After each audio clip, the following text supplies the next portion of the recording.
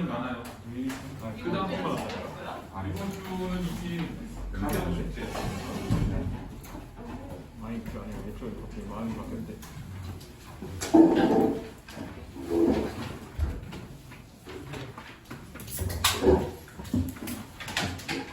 이현준, 양수정, 이미수, 정은이, 박윤아, 그리고 김서연, 그리고 윤성호, 김민결, 노승호, 김구민, 이태환, 박주희, 이성규. 지금도 잘 받아. 반찬 못 때리면 못 알아볼 것 같은데. 홍은기, 박수환. 야, 그 자리에 앉아야지. 헷갈리잖아. 렌즈 끼고 다닌다고 나. 아니야? 안경 끼고 다녀? 신보경. 너 렌즈 끼고 다닌다고 하는 거지. 렌즈 끼고 다닌다거나 안경 쓰고 다녀? 머리 색깔로 판단해. 김고은, 한승현, 양환이, 전하영. 자, 우리 오늘은 어차피 하던 거 뒤를 지어서 하고 구모 한 앞부분까지 나갈 수 있지 않을까 추측으로는. 자, 시험 대비 교재는 다음 주에 줄 거니까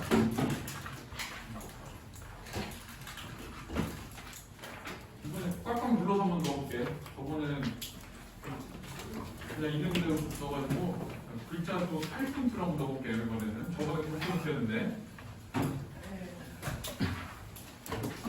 자, 202페이지 해요. 그러면 이렇게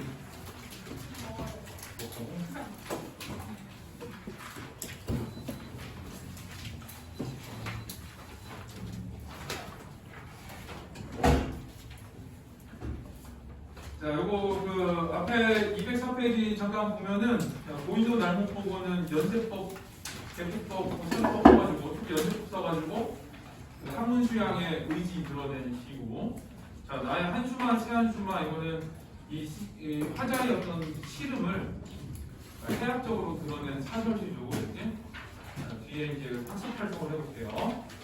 자, 첫 번째는 구시주의 화자가 처한 상황과 심리를 다음과 같이 정리해보자. 화자의 상황은 고인은 성현이라 할때 옛 성현을 볼 수는 없어. 그렇지만 고인을 본받고자 해. 그래서 학문 수양을 할 거야. 이런 얘기를 한 거지. 학문 수양의 의지를 드러낸 거고. 자, 나의 사람 한숨이 나오는데, 자, 이 한숨이 자기 내면에서 나오는 건데, 내가 문을 다 틀어막았는데 어디서 얘가 들어왔지? 이런 생각을 하잖아. 자, 그래서 이 한숨이 쉬워지기 때문에 나는 잠을 자지 못한다 이런 얘기를 해요. 그래서 답답함과 시름에 잠겨 있다. 네. 그래서 이제 가에서는 어떤 의지로, 그 다음에 나에서는 답답함과 시름으로 이렇게 보는 거야. 자, 이번은 고인도 날 못 보고의 주제와 관련한 아래 활동을 해보자. 여단 길은 가던 길이라는 뜻인데, 요건 이제 학문의 깨달음을 얘기한다 그랬지. 학문의 깨달음이라는 좀 추상적인 관념을 가던 길이라고 눈에 보이는 걸로 표현을 한 거야. 자, 여단 길은 고인이 평생 추구하고 노력했던 일로 이 작품에서는 특히 성현이 세상 이치를 깨닫고 인격 완성을 이루기 위해 학문을 게을리하지 않았던 일이거든. 그래서 이 여단 길은 결국 고인이 학문 수용을 했던 일 이렇게 되는 거고, 이 작품의 주제는 고인의 삶을 본받고자 하는 의지. 그런데 고인의 삶이 어떤 거냐? 학문 수양이야. 그래서 학문 수양에 대한 의지 거기다 붙이면 돼. 학문 수양에 대한 의지.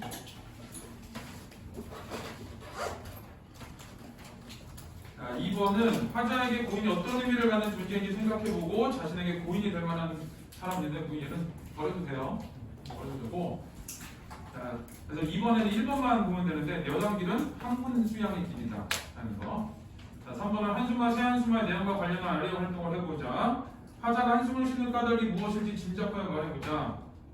이거 있겠지 뭐. 짝사랑하는 사람이 자신의 마음을 놀라줘서 하는 일마다 잘 풀리지 않아서 기다 등등인데 내가 저게 이거 보고 이 아이 한숨 듣고 싶어 했잖아. 집에 가가지고 유튜브에서 얘 노래 다 알았어. 이 아이의 한숨, 악동 뮤지션 수연의 한숨, 그 다음에 규현의 한숨, 그 다음에 그 싱어게인의 한숨 내가 다 들어봤어. 윤민주의 한숨. 역시 제일 잘 부르는 건 원곡자야.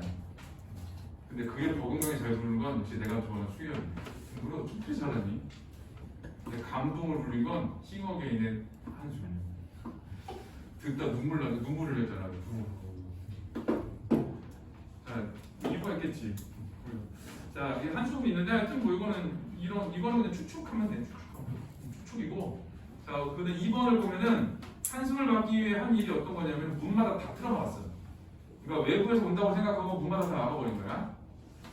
그래서 학생이는 하자는 한숨을 막기 위해 문이나 창문을 닫고 자물쇠를 걸어 잠궜다 이런 얘기를 하고, 그다음 학생이는 하지만 한숨은 내 몸속에서 나오는 것이지 바람처럼 바깥에서 집 안으로 들어오는 것이 아니기 때문에 아무리 문이나 창문을 잘 닫고 자물쇠를 잠궈도 한숨을 막을 수는 없지.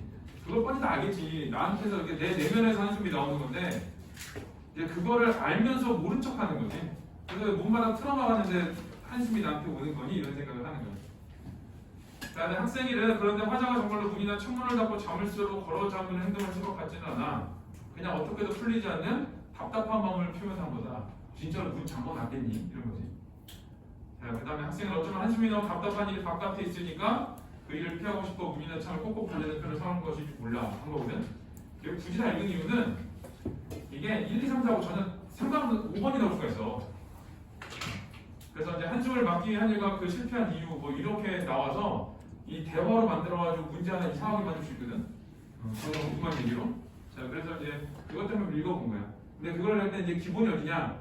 이 학습 활동 가지고 내면 되겠지. 그래서 이제 여기는 핵심은 이거야. 그 한숨은 내 내면에서 나오는 건데, 자 그거를 한숨을 외부에서 못 들어오게 막았다고 표현하고 있다 이렇게 되는 거지. 그래서 그런 것들이 어떤 표현 방법이고, 그래서 좀 엉뚱한 표현이 돼. 뭐 열거를 쓰고 사물을 열거하기도 하고, 내 내면에서 이 나오는 한숨을 외부에서 들어온다고 얘기를 하고, 자 그런 것들이 좀 엉뚱한 표현이기 때문에 실음을 해학적으로 표현했다 이렇게 되는 거예요. 자, 그 다음에 4번은 다음은 시조와 표시조와 구별되는 사설시조의 특징을 설명한 것이다. 1차가 아래 활동을 해보자. 자, 사설시조는 대개 중장, 평시조와 비슷한 틀을 유지하되, 그러니까 초장, 중장, 종장, 초장, 중장, 종장이고, 초중장 후 그것 중 어느 일부가 사음부 일조의 정제된 구조의 현저히 이탈하여 장형화, 일단 장형화에 붙여야 돼. 초장, 중장, 종장이 돼 있어. 근데 특히 어디가 아주 길어지냐? 중장이 아주 길어져. 중장이 아주 길어져가지고 2구 이상 길어진다고 그러거든. 2구는 한 장 정도 돼. 다음 보니까. 그러니까 거기가 이제 장애화된 부분이고, 나중에 사설시조를 지배한 원리 웃음의 미학. 그래서 해학이거든, 해학. 그래서 이게 해학이 꼭 웃겨야 해학이 아니라 엉뚱한 부분, 이런 데가 해학이라고 그랬지. 자, 그 다음에 일상적 삶 속의 감남을려들, 평범한 사람들에 대한 관찰, 고달픈 생활과 세태에 대한 해학 풍자 등이 그 내용을 이룬다. 그래서 그의 삶의 어떤 모습을 그대로 보여주기도 하고, 그다음에 고달픈 삶에 대해서 해학적으로 이겨내기도 하고, 그 다음에 그 고달픈 삶을 고달프게 살게끔 만든 원인에 대해서 풍자하기도 하고 이런 거예요. 자, 일상적 언어와 하찮고 잡다한 사물들이 사설시조에 흔하게 등장한다. 이러한 언어적 요소들은 작품의 진솔하고 구체적인 생동감을 불어넣으며, 자, 그래서 이제 일상적 언어하고 잡다한 언어들을 쓰는 것은 생동감 때문이다. 자, 때로는 경쾌한 익살과 재담 효과를 일으키기도 한다. 익살과 재담, 뭐 이렇고, 자, 잡다한 사물과 숨가쁘게 나열하는 표현의 결합은 이런 표현을 더욱 두드러지게 한다. 그런데 어떻게 얘기했지? 사설시조에서 해학을 찾으라는데 못 찾겠다. 그러면은 열거 찾으면 돼. 열거. 이거는 저기 수능도 똑같아. 아무리 봐도 그러니까 해학을 웃음이라고 생각을 하고 있거든. 근데 해학은 웃음이라고 보기는 그래. 이게 웃음이 코드가 안 맞으니까. 그래서 엉뚱한 부분을 찾아야 돼. 그럼 슬퍼 죽겠는데 갑자기 뭐 사물을 막 나열하다든가 그러면은 좀 엉뚱한 내용이 되잖아. 내용이 좀 갑자기 확 멈춰버리잖아. 그런 부분들을 해학이라고 보는 거야. 자, 1번은 가나 두시조와 형식을 비교해서 어떤 점에서 차이가 나는지 말해보자. 그래서 이 가는 평시조고 나는 사설시조거든. 그래서 나의 중정이 훨씬 길어. 그래서 기본적으로 그 사설시조는 평시조에서 중장이 2구 이상 길어진 시조라고 얘기를 해요. 중장이 2구 이상 길어진 시조. 그 다음에 가에 비하면 나의 초장무시 조금 길어. 조금씩 길어. 조금씩 길고 대신에 꼭 맞추는 데가 어디냐? 종장의 첫 세 글자는 무조건 맞춰주는 거예요. 종장의 첫 세 글자. 자, 이번은 가와 비교할 때 나의 시조와 표현이 갖는 특징, 나의 특징이거든. 자, 나의 중장에는 창과 자무실 같은 여기 줄쳐야 돼요. 잡다한 사물의 나열. 이제 잡다한 사물의 나열이 되는데 여기는 그 한숨이 들어올 만한 문들에 대한 거지. 자, 그걸 나열한 거거든. 근데 사실은 한숨 문제 내면에서 보는 거야. 근데 문을 막았다. 그리고 문들을 나열했다. 그런 측면에서 해양성이 드러난다. 자, 나는 한숨이 나온 답답하고 고달픈 삶을 노래하면서도 고달픈 삶이 답답하고 고달픈 삶인데 그걸 좀 엉뚱하게 표현해서 해양성을 해양적으로 표현하고 있다. 그래서 해양적으로 치면 돼요. 해양적.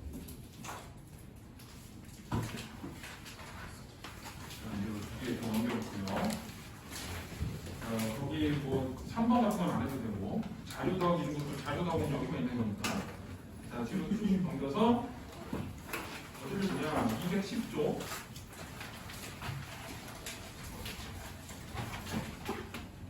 자, 고인도 날목보고는 요 연시조야. 뭐 4대 5시조 이런 거 중요하지 않아. 평시조 나왔잖아. 평시조.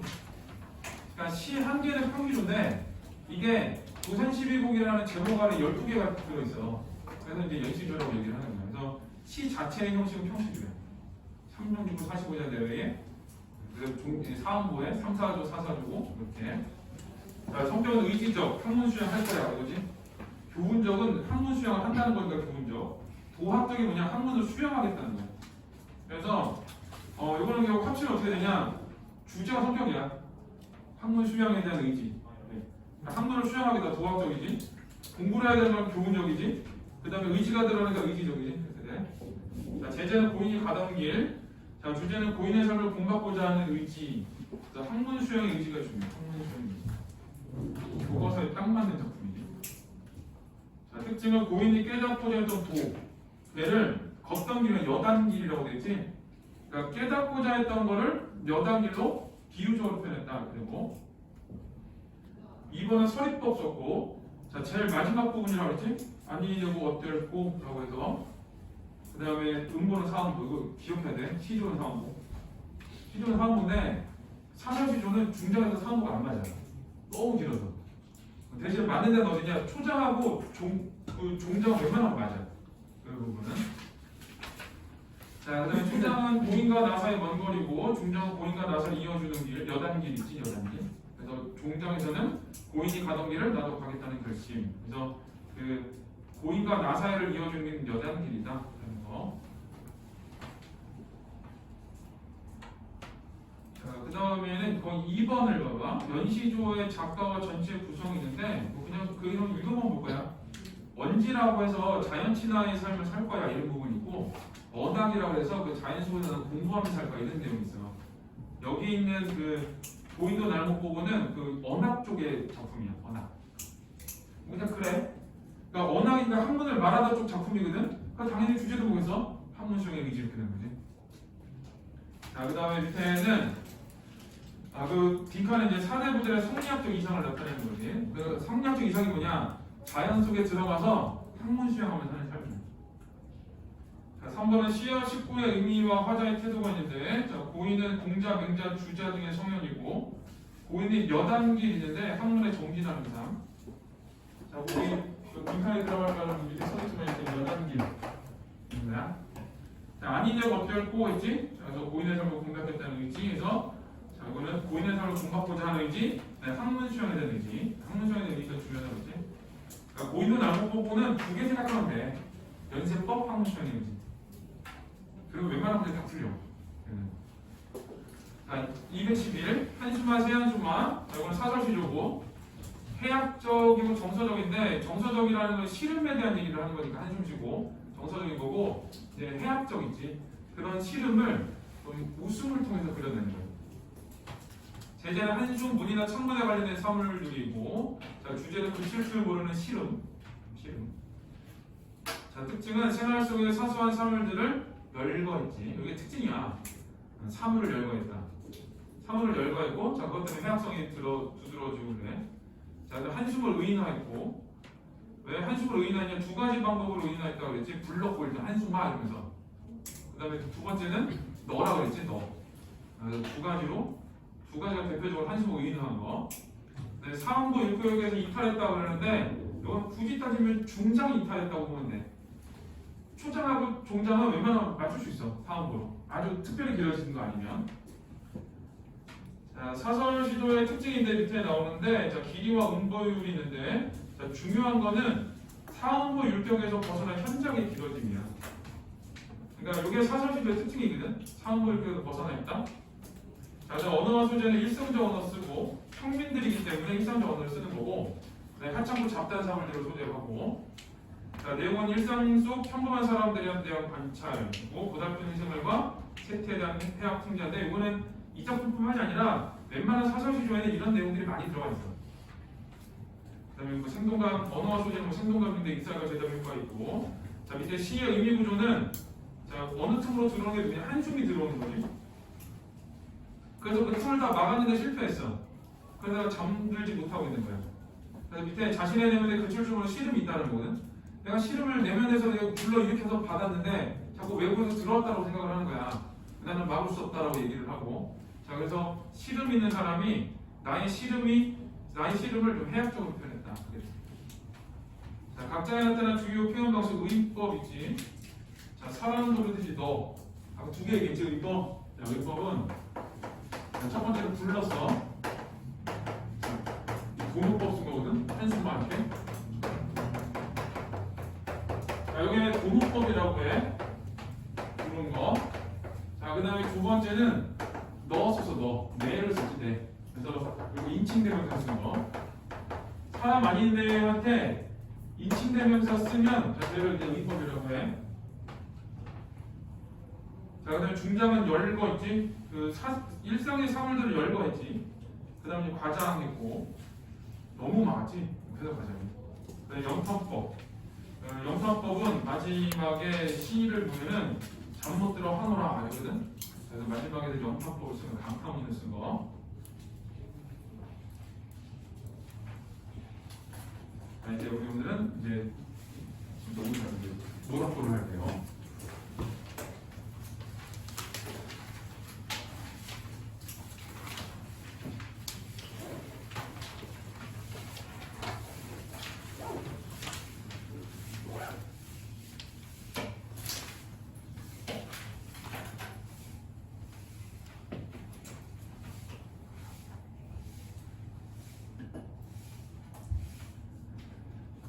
거기 밑에 작품 개관을 212페이지 밑에 작품 개관을 보는 거?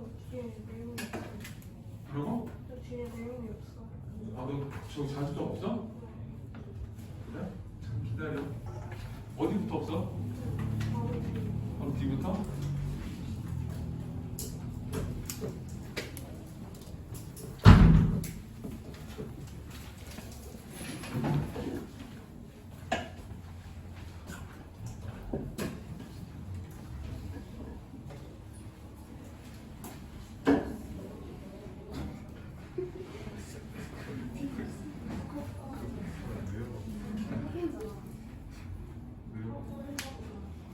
적지 않아.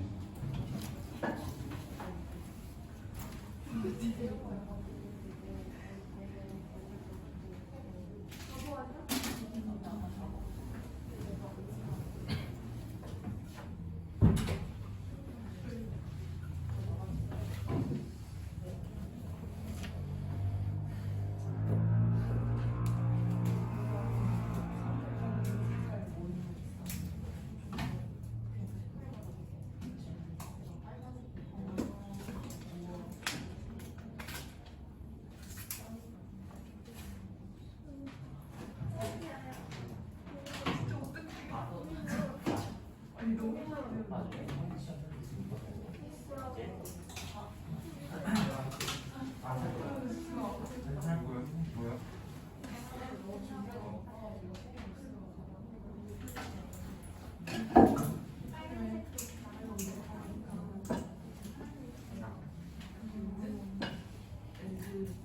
오렌지 무슨 사람들이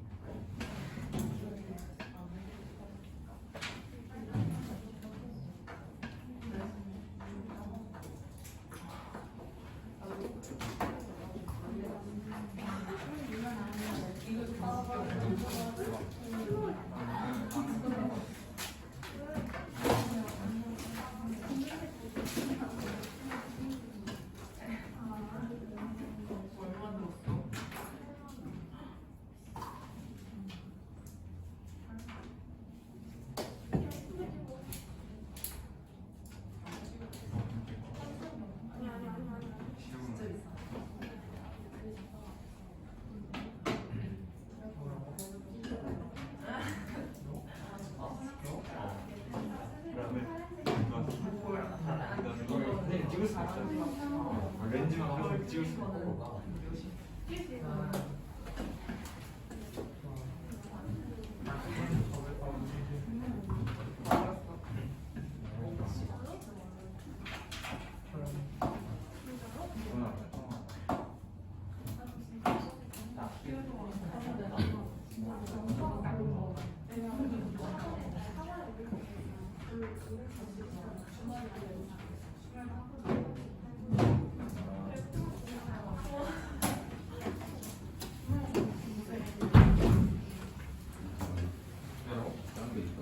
고객님들 그냥 기회만 있으면 핸드폰을 그냥 다음 주도 거둘 거야. 안 나오지? 나만 들리나? 자, 우리 모닥불의 212페이지 보세요. 212페이지. 자, 이거 그 갈래에서는 산문시가 중요해요. 산문시. 요시는 조심해야 될 게 원래 산문시는 행과 연의 구분이 없는 게 산문시거든. 근데 요시는 연이 나눠져 있잖아. 그러면 이 시의 특징을 찾으려면 행의 부분이 없다 이렇게 쓰면 돼. 연의 부분 없다 그러면 안 돼. 이 시는 연이 나눠져 있으니까. 자, 그 다음에 성격은 묘사적, 그림 그리듯이 표현한 거고, 회상적이 나오지. 이 회상적은 3년이 회상적이야.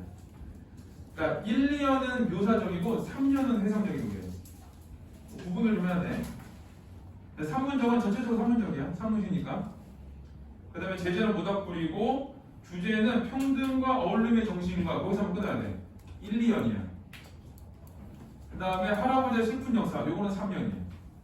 그러니까 이게 성격도 1, 2, 3으로 나눠지고, 그 다음에 주제도 1, 2, 3으로 나눠져. 자, 그러면 좀 이게 같이 매칭하기가 좀 쉬워져. 자, 특징은 평안도 방언을 사용해서, 이 평안도 방언을 썼는데, 백석이라는 사람이 원래 평안도 방언을 많이 써. 자, 그래서 이제 그 평안도 방언이 있는데, 여기서는 대표적으로 어떤 게 있냐? 새끼오리,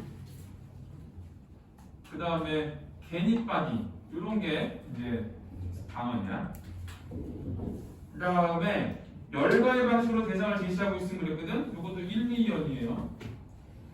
특히 열과의 방식으로 대상을 제시하고 있는데, 자, 그거 1년하고 2년 잠깐 보면은 뭐뭐도 이렇게 써. 열거를 하긴 하는데 뭐를 통해서 열거를 하냐? 보조사 도를 통해서 열거를 해. 자, 보조사 도를 반복해서 열거를 한다.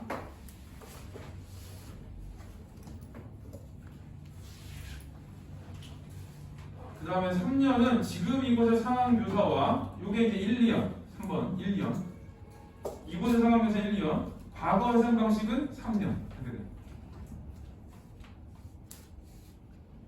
자, 그 다음에 근대적 평등의식이 중심에 놓여 있는 평등의식 중이에요. 평등의식. 이 글에 제일 중요한 게 평등의식이에요. 아, 시가 어렵지는 않아.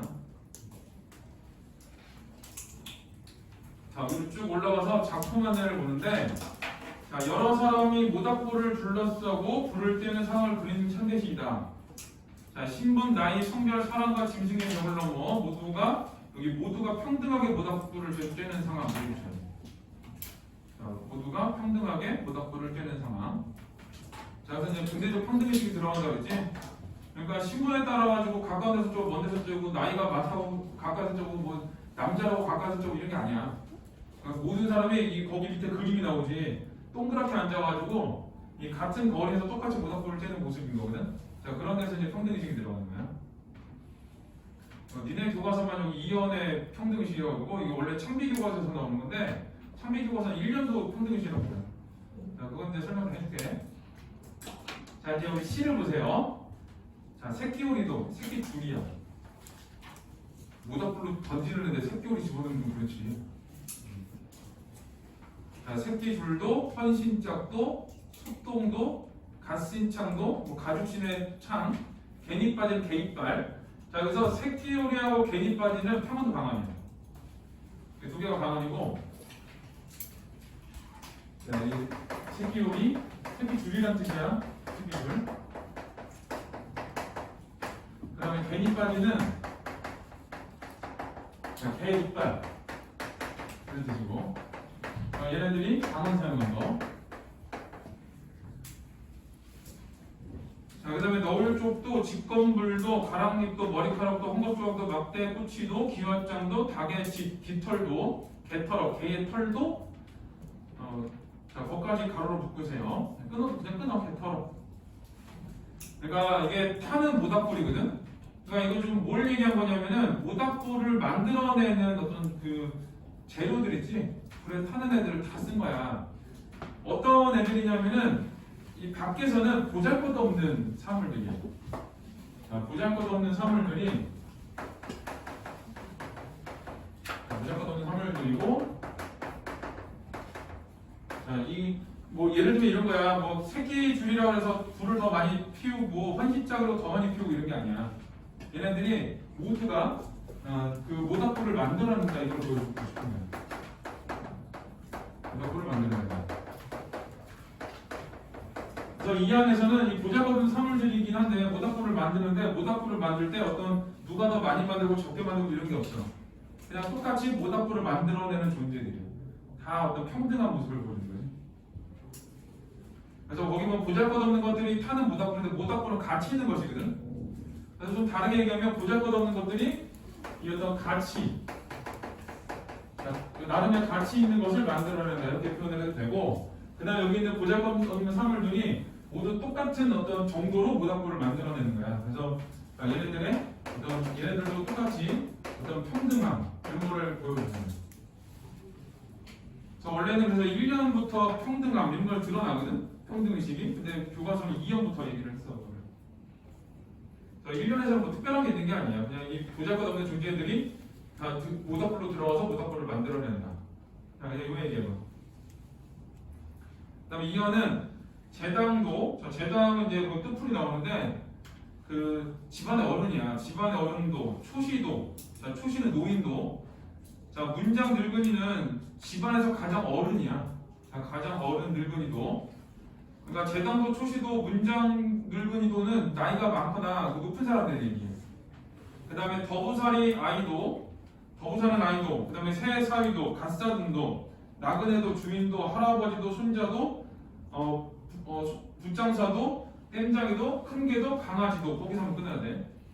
자, 그 사람들은 누구냐면은 모닥불을 쬐는 존재들이야. 그래서 2년은 1년이고. 자, 이거 모닥불을 쬐는 존재들을 열거했지. 이거를 쭉 열거를 했고, 근데 여기서는 어떠냐? 나이가 집안에 높은 사람이든 낮은 사람이든 나이가 많은 사람이든 젊은 사람이든 짐승이든 구별 없이 전부 다 그 똑같은 어떤 정도로 모닥불을 쬐고 있는 거예요. 그래서 거기 그 모닥불을 쬐는 존재들, 얘네들은 어떤 애들이냐? 나이와 뭐 학식과 그 다음에 뭐 그 신분과 그 다음에 인간과 짐승의 어떤 차이나 이거 전부 다 상관없이야. 이것과 무관하게 전부 다 모닥불을 다 쬐고 있는 거야. 그러니까 여기서 이제 진짜 드러나는 게 뭐냐? 나이가 많다고 더 따뜻한 데 있고 나이가 어리다고 더 추운 데 있고 이런 게 아니라 전부 다 똑같은 정도로 모닥불을 쬐고 있다가 되는 거니까 여기서 이제 교과서에서 말하는 평등의식이 들어가요. 존재적 평등의식. 지금 또 밥 먹으러 가는데 아버지 먼저 드시지요. 아빠가 왕창 뜨면 그 다음에 이제 순서대로 나이 순으로 막 안 그러잖아. 그렇지? 먹고 싶은 거 막 집잖아 이렇게. 그러니까 그런 게 어떻게 보면 평등의식이지. 그러니까 여기서도 이제 집안의 어른이라고 내가 먼저 가서 쬐고 있다가 좀 괜찮아지면 다음 넘어와. 뭐 이런 게 아니지. 똑같이 쬐고 있는 거. 근데 여기서는 이제 좀 특별한 게 뭐냐면은 사람에만 한정한 게 아니라 동물에까지 확대를 했어. 그러니까 동물조차도 우리랑 똑같은 이 동등한 존재로 보고 이 동물도 이제 모닥불을 쬐 수 있게끔 만드는 거야. 그래서 평등하게 모닥불을 쬐는 사람들과 동물들 이제 평등하게 해주는 거야. 평등하게. 자, 1년 같은 경우에는 모닥불을 만드는 존재들이잖아. 얘네들은 모두 같은 가치를 가지고 있다. 그런 의미에서 평등이고, 2년 같은 경우는 사람들이 모두 같은 정도로 모닥불을 쬐고 있다 해서 평등인 거야. 그래서 이제 이래나 저래나 평등의식을 가지고 있다는 거. 자, 요까지가 이제 현재 상황을 묘사한 거고 1, 2연. 자, 그 다음에 여기가 이제 평등과 어울림의 정신인 거고 이제. 그래서 요거 구분을 해야 되거든. 자, 1, 2연이 현재 상황 묘사와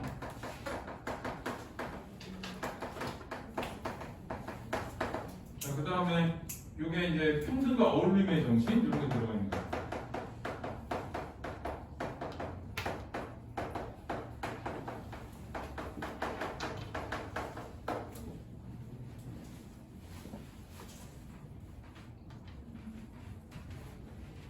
네, 3년이 조금 달라 내용이. 그래서 C가 이렇게 읽어보면 얘가 왜 들어갔지 이런 생각이 들거든. 근데 그런 걸 말하고 싶었겠지 뭐. 적하잖아요. 자, 3년은 모닥불은 어려서 우리 할아버지가 어미 아비 없는 서러운 아이로 불쌍하니 몽둥바리가 된 슬픈 역사가 있다. 그래서 그 몽둥바리의 두 가지 해석이 있거든. 첫 번째는 어떤 거냐면은 이 몸뚱이만 남아있다는 뜻이야. 그래서 좀 고아로 살았다. 그런 거. 그 다음에 또 하나는 그 이게 손이 이게 손가락이 있어야 되는데 이렇게 손이 이렇게 된 사람들이 있거든. 다쳐가지고 그거를 몽둥발이라고 그래. 그러니까 화상을 입었다. 그래서 뭐 3년 같은 경우는 이 모닥불에는 몽둥발이가 된 슬픈 역사에 대해서 붙여야 돼. 몽둥발이가 된 슬픈 역사를 붙여야 되는데 자, 그 몽둥발이의 의미가 자, 두 가지가 첫 번째는 고아가 된 할아버지 이거 하나랑 자, 두 번째는 이제 할아버지가 화상을 입어가지고 손가락이 없어진 거야. 손가락이 들어가서. 그래서 이 주먹 그 거기 보면 화상을 입은 할아버지 그 두 가지.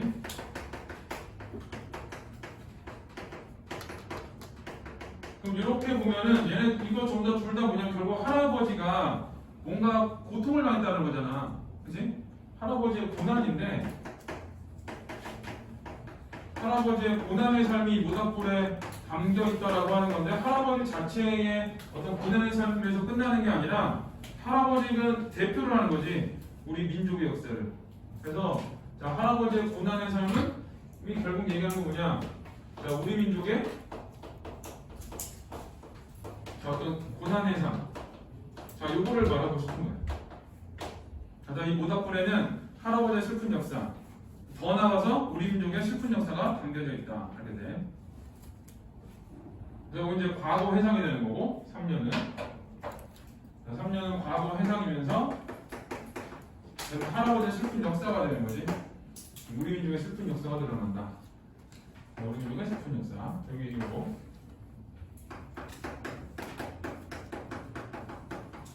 그래서 이 모닥불에는 두 가지 얘기가 나온 거야. 하나는 평등과 어울림, 그리고 우리 민족의 슬픈 역사. 두 가지가 모닥불에 담겨 있다는 거예요.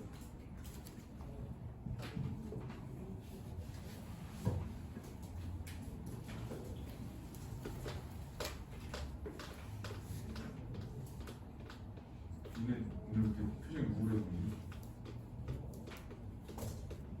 엄마 혼나고 왔니?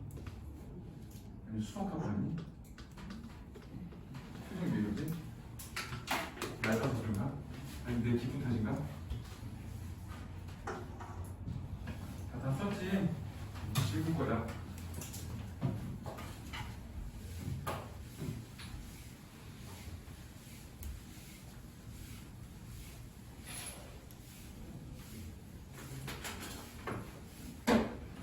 자, 213쪽 보세요. 자, 모닥불의 상징적 의미가 있는데, 자, 보잘것없는 것들이 모여드는 모닥불이고, 그러니까 이 보잘것없는 것들이 모닥불 갇히는 것을 만든다 이렇게 생각하면 돼. 자, 그 다음에 2연은 공동체 구성원으로부터 동물들까지 어우러져 평등하기가 중요해. 자, 3년은 할아버지의 서러운 삶의 내력이 얽혀있기도 하고, 이 서러운 내 삶의 내력인데, 이건 다르게 말하면 우리 민족의 슬픈 역사라고 그랬지. 그래서 공동체의 화합에다가 속을 붙이고, 그 다음에 소외되고 속을 큰 사람 위로에 속을 붙이고. 그러니까 그 하고 싶은 말은 공동체의 화합, 1, 2년은 공동체의 화합을 드러내는 거야. 똑같이 평등하게 평등한 가치를 갖고 타고 있고 평등하게 불을 쬐고 있으니까. 그 다음에 이제 두 번째는 할아버지의 공동발이가 된 슬픈 역사니까 그런 슬픈 우리 민족의 삶에 대한 위로를 보여준다. 자, 가결에 나타난 소재의 상징적 의미는 1년은 이제 모닥불을 만드는 존재들이거든. 모닥불을 피우는 보잘것없는 대상들이고 걔를 열거했어. 그 다음에 2년에서는 뭐 제당 초시 붙장사인데 차별없이 여기 평등하게 모닥불을 쬐는 존재. 평등하게가 두 개다 할지? 그러니까 1년 같은 경우는 보잘것없는 것들을 열거한 거고 2년은 그 불을 쬐는 평등하게 불을 쬐는 사람들을 중심으로 본 거고 3년에서는 소재가 할아버지거든. 할아버지는 슬픈 역사. 자, 이거를 보여주는 거야. 좋아. 이거. 죽방 날려야지. 이거 되겠니? 호박이 차니? 참아 안 돼요. 개다지 잡은 거예요. 자, 그 다음에 자, 조사 도의 반복을 통한 효과가 있는 이해 별표 쳐야 돼요. 일단은 이 보조사거든. 보조사도. 재수없는 학교들은 격투사 도라고 써서 틀리게 한다. 진짜 재수없는 학교. 그렇게 내는 학교 만약에 하나 있었어. 아무리 봐도 답이 없어. 문제를 애들이 갖고 왔는데 아무리 봐도 답이 없는데 거기 격조사 써있더라고. 이거 격조사네. 보조사네 격조사네 가지고 그런 사람들이 있어. 국민법조 선생님이가 수업 났을 수도 있거든. 그러니까 그런 것들 조심해. 보조사죠 정확하게.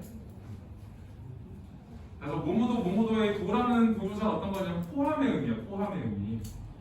그러니까 나는 했는데 너도 했니? 이거는 너 했냐는 거거든. 나는 했다는 게 너도 했니? 그럼 나는 했다는 게 들어있는 거잖아. 그치? 나도 너 사랑하는 거야. 네가 나 사랑하는 거잖아. 그러니까 나 보는 거야. 그 안에 들어있는 게 네가 나 사랑하니까 나는 너 사랑이지. 그러니까 너도 나를 사랑하는 게 포함되는 것처럼 그런 거야. 그래서 내용면에서는 다양한 사물들이 함께 모닥불로 타고 또 다양한 존재들이 평등하게 그물을 쬐는 상황을 여기 붙여야 돼요. 생생하게 쳐요. 내용면에서는 그래요. 생생하게 표현하기 위해서 뭐뭐도 이렇게 열거를 한 거고 형식면에서는 이게 도가 반복되는 거거든. 그래서 같은 소리 반복이라고 얘기하기도 하고 의문의 반복이라고 하기도 해. 의문의 반복. 그래서 의문의 반복을 해서 반복을 하면 보통 강조와 운율이야. 근데 이거는 의미가 있는 말이 아니기 때문에 운율을 형성시켜주는 거예요. 운율 형성. 그래서 이 여러 존재들이 모닥불로 타고 여러 존재들이 모닥불을 쬐고 있는 자 그런 상황을 생생하게 표현하는 거 하나. 또 하나는 운율을 형성한다. 하는 거. 음문이 아니라 음절의 반복인데 미안해. 음절의 반복, 음절. 조정아. 틀릴 수도 있지. 그거 가지고 좀 째려보고 그러면. 나 좀 예민하단 말이야. 잠 못 자서 예민해 요즘에.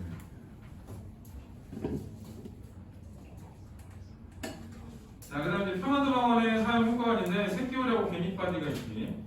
그래서 보통 방언을 사용하면 생동감이에요. 생동감. 그래서 거기 이제 시 속의 인물들이 사용하는 방언을 사용함으로써 시적성을 보다 현실적으로 형성할 수 있죠. 현실적. 자, 방언을 의도적으로 살렸음으로써 이 향토성. 방언 쓰면 보통 현실성, 현실적, 그 다음에 생동감, 향토성. 그렇게 돼요. 자, 그런 애들이 있어요. 자, 1, 2, 3번 문제 풀어내 2번 조심해서 풀어야 돼. 2번이 이거 가서의 문제가 아니라 참미고 문제를 그대로 가져왔어. 그래서 내용 조금 나눌 수도 있어. 자, 푸세요.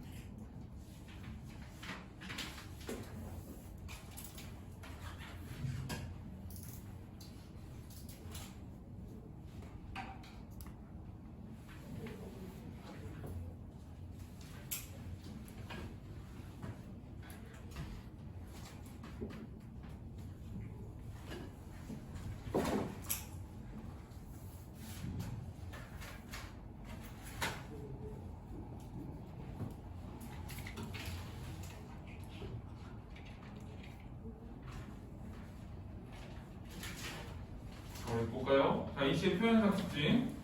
점층적 시상정이 점점점 강해지거나 구체화돼야 되거든? 근데 그런 건 아니지. 자, 방언을 사용해서 형투적 정확 얘를 맞지. 자, 단어는 새끼오리, 괜히 빠지. 자, 음성상징어가 있을 것 같지만 없어. 자, 역설법은 모순되는 표현이 나와야 되는데 걔도 없고. 자, 부정적 현실 부각도 아니고. 자, 2번을 잘 풀어야 된다 그랬지. 자, 이게 이제 1년이 여기 그 교과서에 나온 대로 뭐냐, 보잘것없는 것이 타는 무닥불이다 이렇게 되잖아. 내가 뭐라고 설명했어? 보잘것없는 것들이 가치 있는 것을 만든다고 표현했지. 자, 그래서 1번에 재생의 공간, 부활의 공간이 그런 말이야. 근데 이게 이 교과서하고 안 맞지 내용이. 그렇잖아. 보잘것없는들이 무닥불로 탄다 그랬잖아. 그래서 이게 재생과 부활이 아니라 그냥 타고 없어지나 보다 이런 생각이 이제 들 수도 있는데 결국은 여기는 보잘것없는 것들이 무닥불로 바뀌는 거야. 자, 그래서 재생과 부활이 되는 거야. 자, 그 다음에 이제 그 C는 질서 공간은 안 되지. 질서 공간이 어때? 나이 순대로 학식 순대로 그 다음에 그 신분 순대로 해야 돼. 자, 그래서 이거 3번이 틀렸어요. 그래도 무질서냐 그런 건 아니에요. 그냥 평등의 공간이에요. 평등이 무질서는 아니니까. 자, 그 다음에 역사를 인지하는 공간 3년 이렇게 되고. 자, 3번은 이 시를 서정 관례, 역사적 관례와 관련지어 이해하는 것인데, 자, 1번은 형식은 음문이지만 내용은 산문과 비슷하다는 점에서 되어 있지만, 이거는 형식이 산문이야. 형식이 산문적이야. 왜? 행의 부분이 없으니까. 그래서 그것 때문에 틀렸고, 자, 사문을 열거하면서 여기까지 괜찮지? 근데 향락을 못해 즐거움을 얘기하고 있는 건 아니지? 틀렸어. 3번은 민중들의 삶의 애환은 해학종교사. 삶의 애환이 나오냐? 삶의 애환이면 사는 게 힘겹고 이런 게 나와야 되는데 그냥 1년, 2년은 평등의 정신이 나오는 거고 3년은 할아버지의 과거삶이 나오는 거거든? 그러니까 안 맞지. 4번은 서민들의 생활 감정이 직접적으로 드러냈다는 점에서 고려 소교와 유사하고 그랬는데 그럼 여기에 생활 감정이 드러나냐? 그냥 모닥불이 타고 있고 모닥불을 쬐고 있고 근데 서민의 감정이 드러날 자리가 없지. 그래서 틀렸고. 자, 5번은 1년과 2년에서 각각 다양한 대상들을 열고 줄쳐야 돼. 사설시조. 그리고 3번 문제 생각보다 괜찮은 문제야. 그래서 결국 이건 뭐냐, 이 모닥불은 사설시조의 전통을 계승했다. 이렇게 볼 수 있어. 자, 그럼 214쪽 학습 활동할게요. 자, 1년에 나열된 사물들이 어떤 특징을 가지고 있는지 말해보자. 아주 특별한 경우가 아니면 거의 쓸모없는 보잘것없는 거. 거기 주시면 되지. 쓸모없는 보잘것없는 거. 근데 얘가 뭘 만든다고? 모닥불이라는 가치를 만들어내는 거지. 자, 2년에서 모두가 둘러서서 모닥불을 쬐는 시적 상황이니, 자, 모두가 둘러서 쬐는 건데 이건 뭐야? 똑같은 정도로 쬐고 있는 거지. 그래서 이거는 신분, 나이 등의 구별 없이 모두가 평등하게 어우러져 주셔야 돼. 그래서 평등하게 어우러져 이렇게 나올 수도 있고, 평등과 화합이라고 나올 수도 있고. 평등하게 어우러져 거기 주시면 돼요. 혹은 평등과 화합 이렇게 하면 되고. 자, 그 다음에 3번은 슬픈 역사가 의미하는 바가 무엇인지 개인적 차원과 공동체적 차원으로 나눠 짝과 이야기해보자 그랬는데 짝하고 이야기는 중요한 게 아니라 슬픈 역사는 할아버지 개인의 슬픈 역사. 근데 이제 시에서 굳이 우리 할아버지의 슬픈 역사를 말할 필요는 없잖아. 그러니까 좀 확대를 시켜야 되거든. 그러니까 일제시대를 살아갔던 혹은 그 이전에 그 힘겨운 현실을 살아갔던 우리 민족의 불행 그렇게 보는 거예요. 우리 민족의 슬픈 역사. 이렇게. 자, 그 다음에 2번은 표현상 특징인데, 자, 새끼오리, 개니바드 같은 평안도 방언이 많이 사용되었다. 다음을 참고하여 시인이 방언을 사용하는 의도의 줄을 쳐야 돼요. 자, 백성은 시인의 평안 방언을 사용하여 고향말을 구체적으로 재현하고 향토적 정서를 환기했으며 신족 공동체 삶을 생성하게 되었다. 요게 이제 백성이 그 방언을 사용한 효과를 얘기하는 의도. 그래서 고향마을을 재현하고 향토적 정서를 환기하고 신족 공동체 삶. 신족 공동체는 고향 마을에 다 사는 사람들이거든. 하나 연결이 되어 있는 거야. 자, 밑에 보면은 시적 상황을 여기 줄쳐야 돼. 사실적 형상. 돈을 주는데 방언 상황은 사실적. 그 다음에 행동감. 그리고 향토성. 세 개라고 했지. 특히 중요한 거 두 개 찾으라고 하면 현실성. 그 다음에 향토성이야. 자, 지역만을 의도적으로 살렸음으로써 이 지역의 향토성 부각. 향토성 부각. 자, 그다음 그럼 2번은 1년과 2년에서 반복되는 조사 도가 작품의 내용과 형식 면에 어떤 효과를 낳든지 말해보자. 내가 아까 했던 거지. 중요하다고 그랬지. 도. 여기는 이제 도가 반복이 되기 때문에 많이 나와. 자, 내용들은 다양한 사물들이 함께 모닥불에 타고 또 다양한 존재가 평등하게 그물을 쬐는 상황을 생생하게 표현하였다. 그래서 함께 모닥불에 타고 그 다음에 평등하게 불을 쬐는 거기 좀 줘. 그 내용은 그래. 얘도니까 다 포함되는 거거든. 그래서 공평하게 하는 거야. 자, 그 다음에 형식 면에서는 음절 반복이라고 했지. 같은 소리 반복해서 운율 형성. 운율 형성을 치면 돼. 운율 형성. 215페이지를 했을까 학교에서? 했구나. 자, 거기 이제 215를 볼게요. 백석의 모닥불에 영향을 받아 창작된 시이다. 백석의 모닥불과 비교하여 감상해보자. 자, 이거는 이제 갈래는 오늘 보면 되고, 현대시 자유시니까 주제가 고단하게 살아가는 사람들을 위로하고 그들에게 희망을 주고자 하는 의지거든. 그러니까 여기서 이 모닥불의 의미는 뭐냐? 위로와 희망이야. 위로와 희망. 자, 해제는 모닥불을 주요 소재로 삼아 힘겹게 살아가는 사람들에게 따뜻한 연민의 눈길을 보내고 있는 시이다.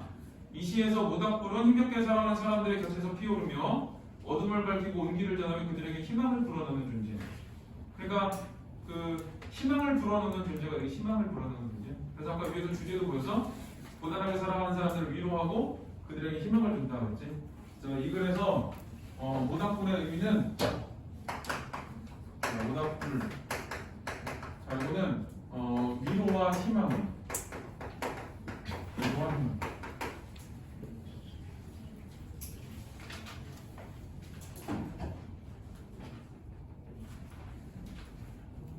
자, 여기 도치법이 쓰였어.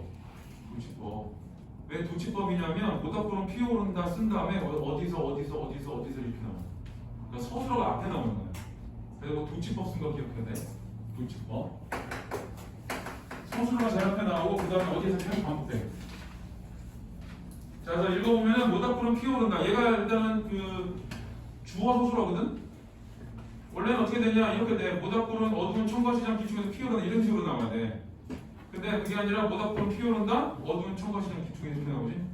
그냥 쭉 열어봐 돼. 지하도 공사장 입구에서 작가들이 고픈 세상 쓰레기장에서 철야 농성한 여공들 가슴 속에서 첫 차를 기다리는 면사무소 앞에서 가난한 양말에 구멍난 아이 앞에서 비탈진 역사의 톱바가에서 사람들이 착하게 살아있는 곳에서 모여있는 곳에서 여기서 끊어지는 거거든. 그래서 모닥불은 사이에 밑에 있는 이행부터 모여있는 곳에서까지 이행부터 다 안으로 들어가야 되는 거야. 그래. 그러니까 모닥불은 어두운 청과시장 기둥에서 지하도 공사장 있고 어디에서 있지 이게 쭉 들어간 다음에 피어오른다가 나와야 되거든. 근데 지금 순서를 바꿔버린 거지. 그래서 도치법이야. 다 도치법이야. 여기는 마지막 말고는. 자, 그 다음에 여기서 어디에서 있잖아. 이런 거는 지금 모닥불이 피어오르는 장소 여기를 쭉 열거를 한 거야. 2행부터 2, 3, 4, 5, 6, 7, 8, 9, 10행까지 모여있는 곳에서거든. 자, 2에서 10행까지는 2에서 10행 모닥불이 피어오르는 장소.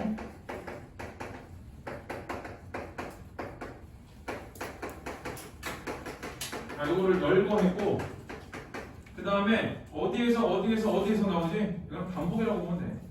공모에서 반복. 그래서 열거와 반복.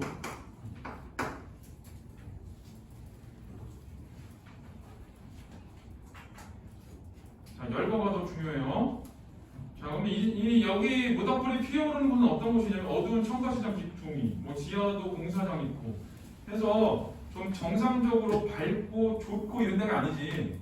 이런 데는 어떤 데냐면은 이 고단하게 사는 사람들이 있는 곳이야. 거기에서 피어오른다는 데들. 그래서 모닥불이 피어오르는 장소는 어떤 거냐? 자, 고단한 삶을 사는 사람들이 삶을 살아가는 사람들이 있는 곳이야.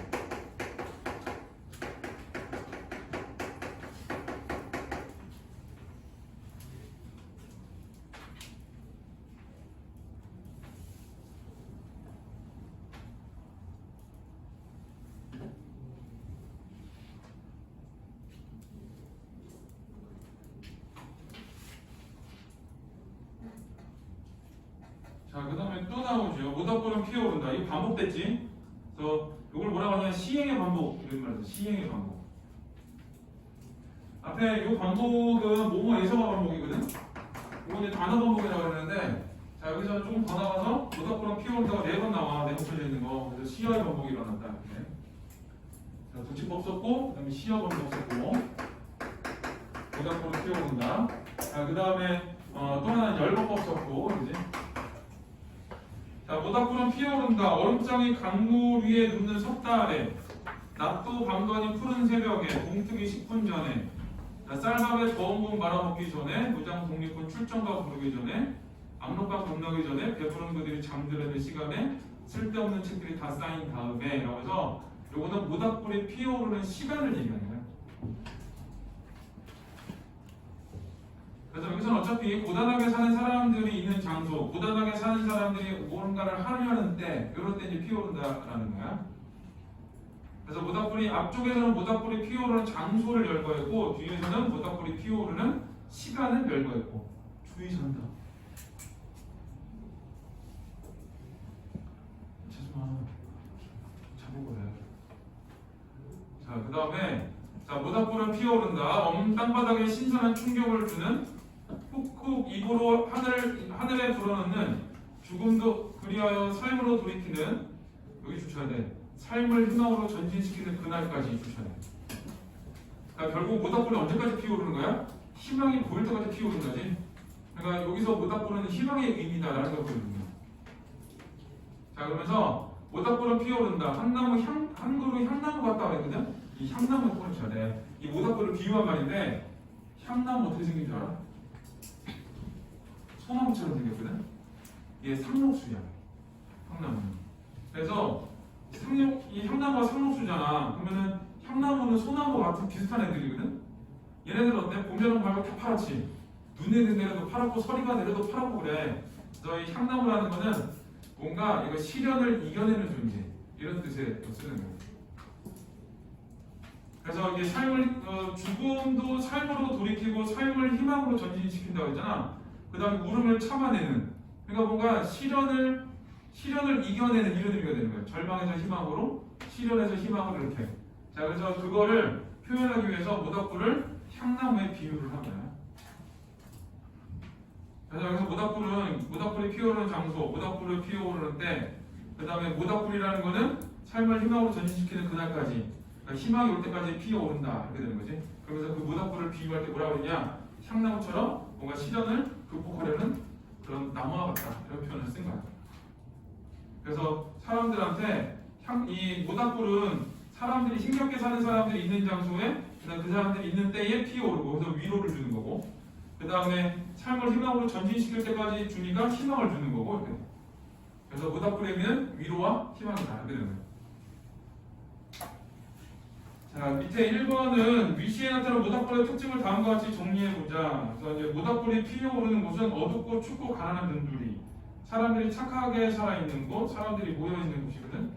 그러니까 결국 고단하게 사는 사람들이 있는 곳에서 피어오르는 거고, 근데 모닥불이 피어오르는 때는 가장 추운 때, 무엇인가 시작하기 직전, 쓸모없는 지식을 하면 실천에 나아가는 때니까 뭐 그럴 때네. 그러니까 이것도 이제 어떤 힘겹게 고단하게 살아가는 사람들이 뭔가를 활동을 하려고, 뭔가를 하려고 할 때야. 자, 2번은 이를 바탕으로 하여 이 작품에서 모닥불이 어떤 의미를 지니는지 말해보자. 이거는 이제 모닥불 의미 2개 기억해야 돼. 위로, 희망. 위로, 희망. 그래서 읽으면 그 말 나와. 어둡고 춥고 가난한 변두리에서 소외된 삶을 사는 착한 사람들을 따뜻하게 위로 나오지? 누구한테 위로하겠어? 잘 사는 사람들 위로하지 않잖아. 아, 이거 어떡하니 잘 살아서. 이렇게는 안 하잖아? 힘들어하는 사람들이 위로를 하지. 그 다음에 또한 이 바람직한 방향으로 바꾸고자 하는 진보적인 주셔야 되거든. 나는 희망이야. 희망. 자, 그 다음에 밑에는 이 작품이 백석의 모닥불에 어떤 점을 배생하고 있는지 일단 열거가 돼 있지. 그렇지 않아? 열거. 물론 모닥불도 소재고. 자, 읽어볼게요. 이 작품은 백석의 모닥불과 마찬가지로 모닥불이 주인 소재고, 그 다음에 백석의 모닥불에서 조사도를 반복하고 모닥불에 사는 소재들을 열거했던 것처럼 이 작품에서도 에서, 에, 능과 같은 모닥불은 피어오다 반복하고, 자, 모닥불의 대상이나 소재들 열거하고 있어. 핵심이 뭐야? 열거. 자, 백석의 모닥불에서 새끼오리, 헌신짝 같은 보잘것없는 것들과 나그네, 불장사, 땜질 같은 소외된 이들에게도 동등한 관심과 시선을 준 것처럼 이 작품도 공사장, 쓰레기장, 여공, 양말에 구멍난 아이와 같이 그 주차되어 소외된 것과 존재들에게 따뜻한 연민의 느낌. 그러니까 둘의 공통점이야. 모닥불을 소재로 했다. 그다음에 열거를 했다. 소외된 곳에 소외된 사람들의 소외된 장소와 소외된 존재들에게 연민의 느낌을 보내볼까. 세 가지를 보여주는. 자, 뒤에 216페이지는 자, 거기 감상의 줄이 있는데 자, 두 번째 줄을 보세요. 자, 1년에서는 모닥불 속에서 타고 있는 사물들을 2년에서는 모닥불을 쬐고 있는 사람들과 짐승들을 나열. 이거 아까 문제 나왔었지. 사설시주의 어떤 측면을 계승했냐? 나열, 열거. 그렇죠? 자, 이러한 열거법은 판소리와 사설시주 등의 문예문학에서 자주 쓰인 것으로 전통해석 측면에서 이해할 수 있다. 그러니까 이제 판소리, 사설시주 조치해야 돼. 자, 열거법은 판소리와 사설시주에 조치하면 돼.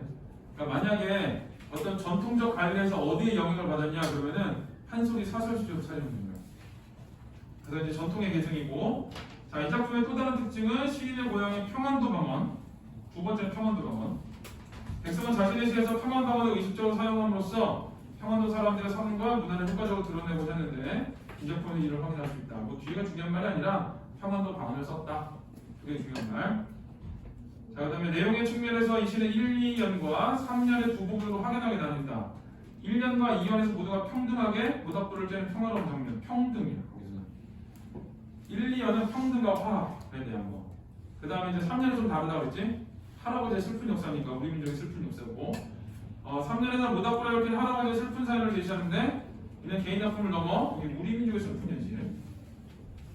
그래서 1, 2년은 그 평등이고 평등과 화합. 그 다음에 3년은 우리 민족의 슬픈 현실. 이렇게 나눠져 있는 거야. 자, 217쪽을 보세요. 자, 이거 이제 현대시, 자유시, 서정시인데 상문시가 중요하다고 그랬지? 상문시. 자, 성격은 묘사적 1, 2년, 회상적은 3년. 그랬지? 자, 묘사적 1, 2년, 회상적 3년. 이거 구분 잘해야 돼. 자, 선문적이고, 자, 제재는 모닥불이고, 그 다음에 주제는 평등과 어울림의 정신과 거기서 끊어서 1, 2년. 그 다음에 할아버지의 슬픈 역사 3년 이렇게 돼요. 그 다음에 특징 1번은 평안도 방언을 사용해서 사실성, 향토성. 이거는 그냥 외워. 방언은 사실성, 향토성이야. 이거 그냥 세트야, 세트. 자, 열거고 열거. 그 다음에 3번은 이곳과 지금 이곳, 그 다음에 과거상이거든. 이것도 똑같아. 1, 2는 지금 이곳. 그 다음에 3년은 과거상. 자, 근대적 평등의 신분은 어디? 1, 2년. 특히 2년. 교과서 들어갑니다. 자, 작품 구성은 보잘것없는 것들이 타는 모닥불, 2년은 평등하게 모닥불을 쬐는 사람들과 동물들, 3년은 모닥불을 얽힌 할아버지의 슬픈 역사 그런 거 있고, 이거는 이제 공부할 때 1, 2랑 3을 구분해서 공부를 해야 돼. 그래야 이제 주제나 뭐 이런 거 찾을 때 잘 찾아져. 문풍으로 하면 안 찾아져요, 생각보다. 자, 밑에 시험 출제코드 1년에 내야 될 선물들의 특징은 아주 특별한 경우가 아니라 거의 쓸모없는 보잘것없는 것이지. 그래서 이렇게 기억해. 쓸모없는 애들인데 얘네들이 따뜻한 모닥불을 피워 올리니까 쓸모없는 것들이 가치 있는 것을 만들어낸다. 이렇게 해석을 하는 거야. 어떤 동등한 가치로 가치 있는 걸 만드는 거야. 그 다음에 2연은 모닥불을 쬐는 상황이거든. 그래서 자, 그 평등하게 어우러지는 중요한 말이지. 그래서 평등과 화합.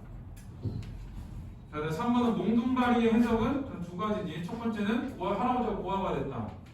두 번째는 할아버지가 화상을 입었다. 그래서 할아버지의 슬픈 역사인데 여기서 더 나가서 뭐라고? 우리 민족의 슬픈 역사다. 이렇게 보면.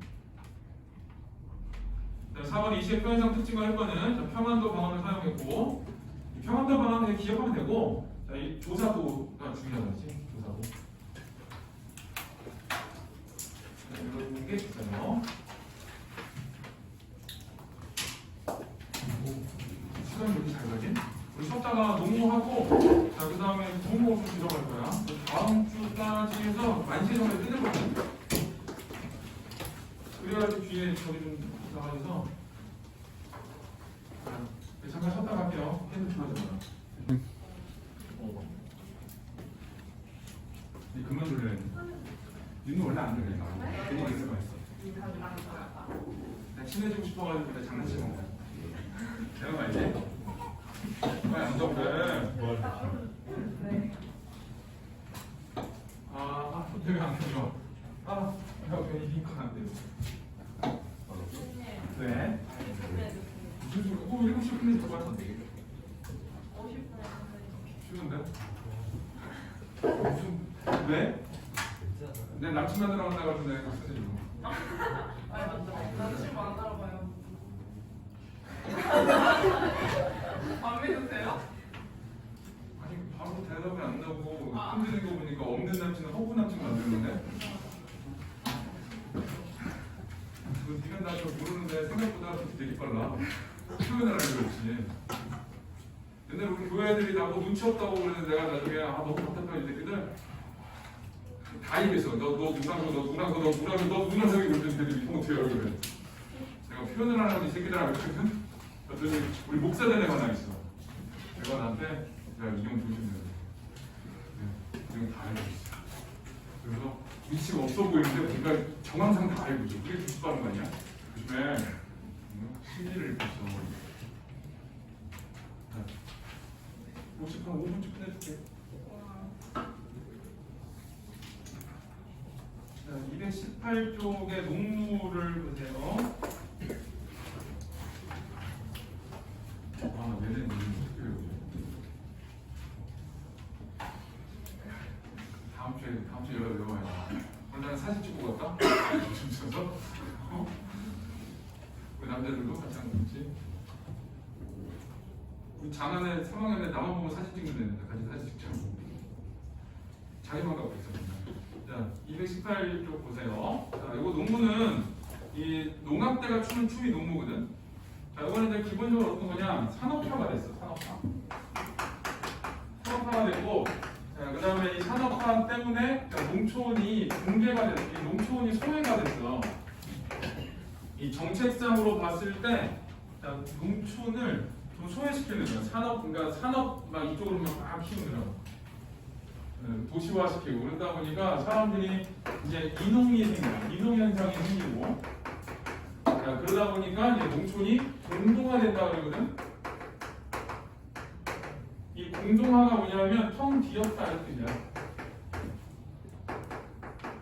그래서 이제 조심할 게 사람이 아무도 안 사는 게 아니라 일할 사람들이 빠져나가는 거야. 일할 사람들이 빠져나가. 이 농촌 공동화의 의미는 일할 사람이 없다라는 거.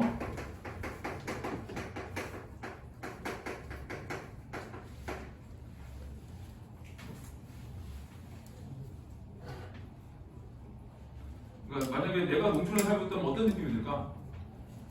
화나겠지. 내가 농사를 열심히 짓고 있는데 돈도 안 되고 그 다음에 다른 걸 할 것도 마땅치 않고 그냥 계속 나라에서는 나를 외면하고 있고 그러니까 이제 울분이 생기겠지. 그래서 이 농촌 공동화, 농촌이 소외되고 산업화 때문에 농촌이 소외되고 농촌 공동화가 되고 자 이런 걸로 인한 울분과 한을 표현한 시야. 자 밑에 작품 개관을 보세요. 자 현대시, 서정시, 농민시에서 농민과 관련된 시인 거고 그냥 그게 중요하지 않아 걔네들은. 자 성격이 사실적 있고 그러니까 사실을 쓴 거야 거기에. 자 그다음에 이제 묘사적이 있는데 어디가 묘사적이냐면은 밑에서 두 번째 줄하고 맨 마지막 줄. 그게 농을 추는 모습이거든. 그래서 19, 20행. 자 거기가 이제 그 묘사적. 비판적은 읽다 보면 비판할 만해. 이게. 그러니까 왜 비판적이냐면 이 농촌이 공동화된 모습을 보여주는 거잖아. 그러니까 이걸 비판하겠지 이런 거를. 농촌을 비판하는 게 아니라 농촌 이렇게 만든 정책을 비판하는 거야. 자, 그 다음에 제재는 농무고 주제는 산업화 과정에서 소외된 농민들의 현실과 그것에 대한 비판. 그래서 소외된 이 산업화 때문에 소외된 농민이야. 그러니까 이제 소외된 농민, 그 다음에 비판 이렇게. 자 특징은 농민들의 소외된 현실을 직설적으로 드러내고 있다. 그래서 자 거기 15행 비료가 없다는 농사 따위야 있지. 자 그 농촌의 현실을 간접으로 보여주는 부분이야. 그리고 그 구절이 되게 중요해. 이 농무의 그 농무의 모든 어떤 정서와 이런 상황의 모든 원인이 비록 없다는 동사다고요. 자, 이렇기 때문에 사람들이 떠나게 되고 여기서 사는 사람들이 답답하고 고달프고 원통하게 되고 이렇게 되는 거야. 자, 그 다음에 역설적 상황을 통해 농민들의 시민을 효과적으로 드러냈다 그러는데 역설적 상황은 어디 나오냐면 17, 18에 17, 18에 설명을 해줄게. 일단 써봤나. 그 다음에 3번 홍명희 소설 임꺽정에 나오는 인물들을 끌어들이고 있다. 그래서 거기는 12, 13에 12, 13 거기 꺽정이 서림이 나와. 이 서림이는 임꺽정의 책사거든. 나중에는 관군한테 잡혀가가지고 임꺽정 잡는 데 공세로 되잖아요.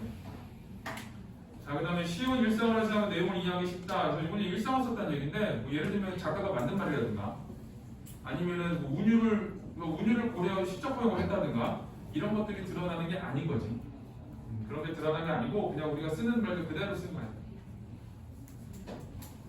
자, 그리고 이제 시를 읽어볼게요. 자, 징이 울린다, 막이 내렸다, 그치? 자, 여기 이제 징이 울리고 막이 내렸으니까 뭔가 공연을 했나봐. 그래서 이거 막이 내렸다라는 거는 두 가지로 해석을 할 건데, 자, 첫 번째는 그냥 공연이 끝났다. 공연이 끝났다.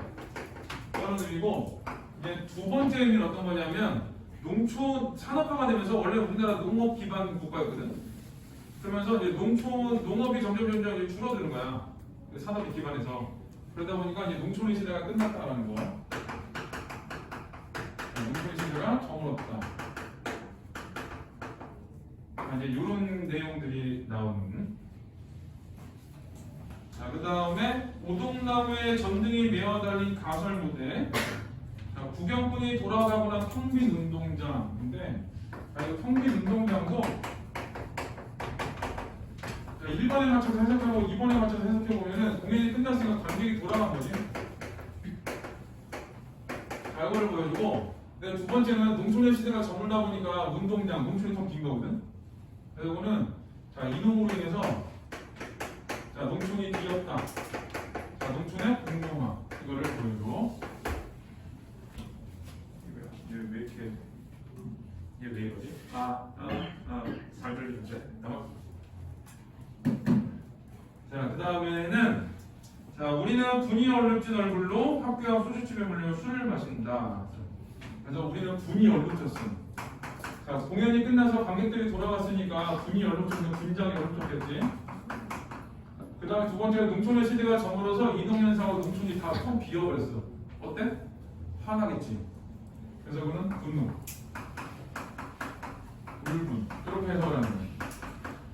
그래서 1번 같은 해석은 그냥 이 시에 나와 있는 그대로 자, 표현으로 나타난 대로 그냥 해석을 해본 거고, 2번 해석 같은 경우는 이제 요거는 그 당시 시대 상황을 바탕으로 해가지고 해석을 해본 거예요. 자, 그러면 이제 공간 이동이 나오는데, 공간 이동은 운동장이 텅 비었지.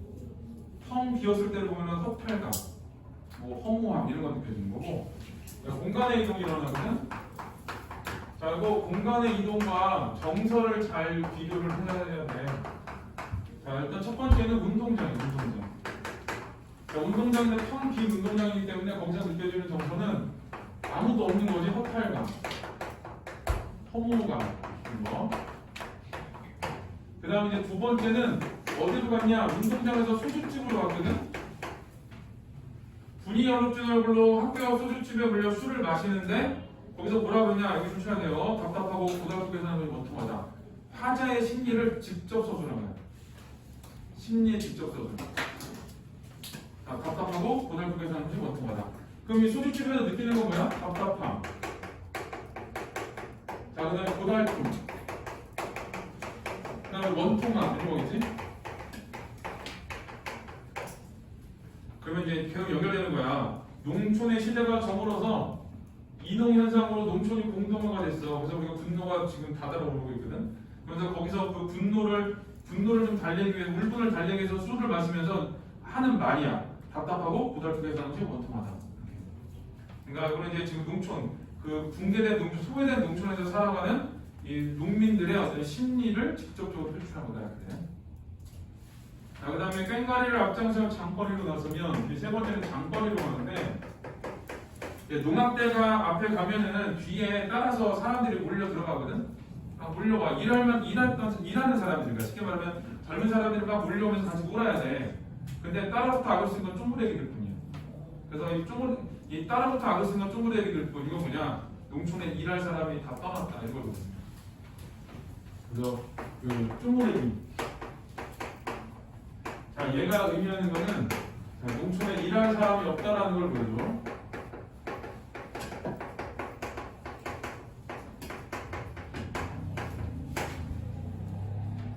자, 그 다음에 처녀애들은 기름집 담벽에 붙어서 철없이 킬킬대는 거야. 킬킬거리다 이거 웃으면 좀 기분 나쁘지. 내가 니네들한테 킬킬거리고 웃어봐. 이상하지 좀. 그래서 좀 비웃음이야. 그래서 이제 근데 이거는 정말로 처녀애들이 킬킬댄다라고 해서 그렇게 느낀다기보다는 그 사자가 느끼는 거야. 아, 쟤네들이 웃는 걸 보면 쟤들 우리 비웃나? 이런 생각을 하는. 그래서 원래는 농악대가 나가서 장거리로 나서면은 일하는 젊은 사람들이 뒷따라랑 함께 즐기고 일해야 되는 마을 사람들이. 근데 아무도 없어. 함께 즐기는 사람들이. 그리고 또 하나는 그걸 쳐다만 보면서 누군가 비웃고 있는 듯한 느낌이야. 그러니까 농무의 어떤 기능을 상실한 거야. 어떻게 보면 뒤따라가면서 함께 웃어야 돼, 함께 즐겨야 되는데 지금 그걸 보다 킬킬거리고 웃지. 저거 뭐 하려고 이렇게 되는 거야. 사람들은 저거 뭐 하려고 저렇게 돌아다니지? 이렇게 되는 거니까. 그 농무가 함께 즐기는 대상에서 지금은 이렇게 약간의 그 냉소의 대상이 돼버린 거예요. 그래서 그런 것도 전부 다 뭐 때문인 거냐? 농촌에 일할 사람이 없기 때문에 생긴 현상이 되는 거야.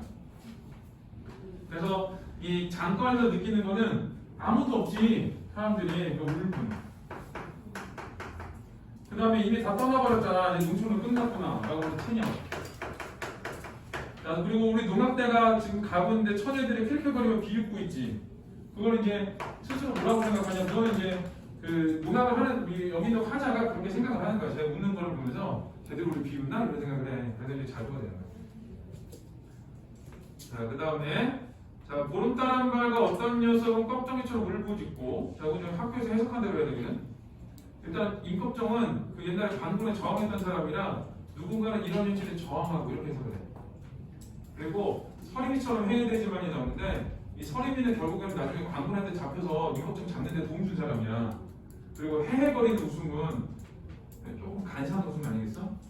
그래서 보통은 임꺽정은 저항을 하고 서림이는 그 수능을 한다 이렇게 해석을 하거든. 근데 니네 교과서 교사학 교도서에는 둘 다 저항으로 나왔어. 그래서 학교에서 가르쳐준 대로 해야 돼. 학교 필기로 확인하고 임꺽정은 저항이 똑같아 어차피.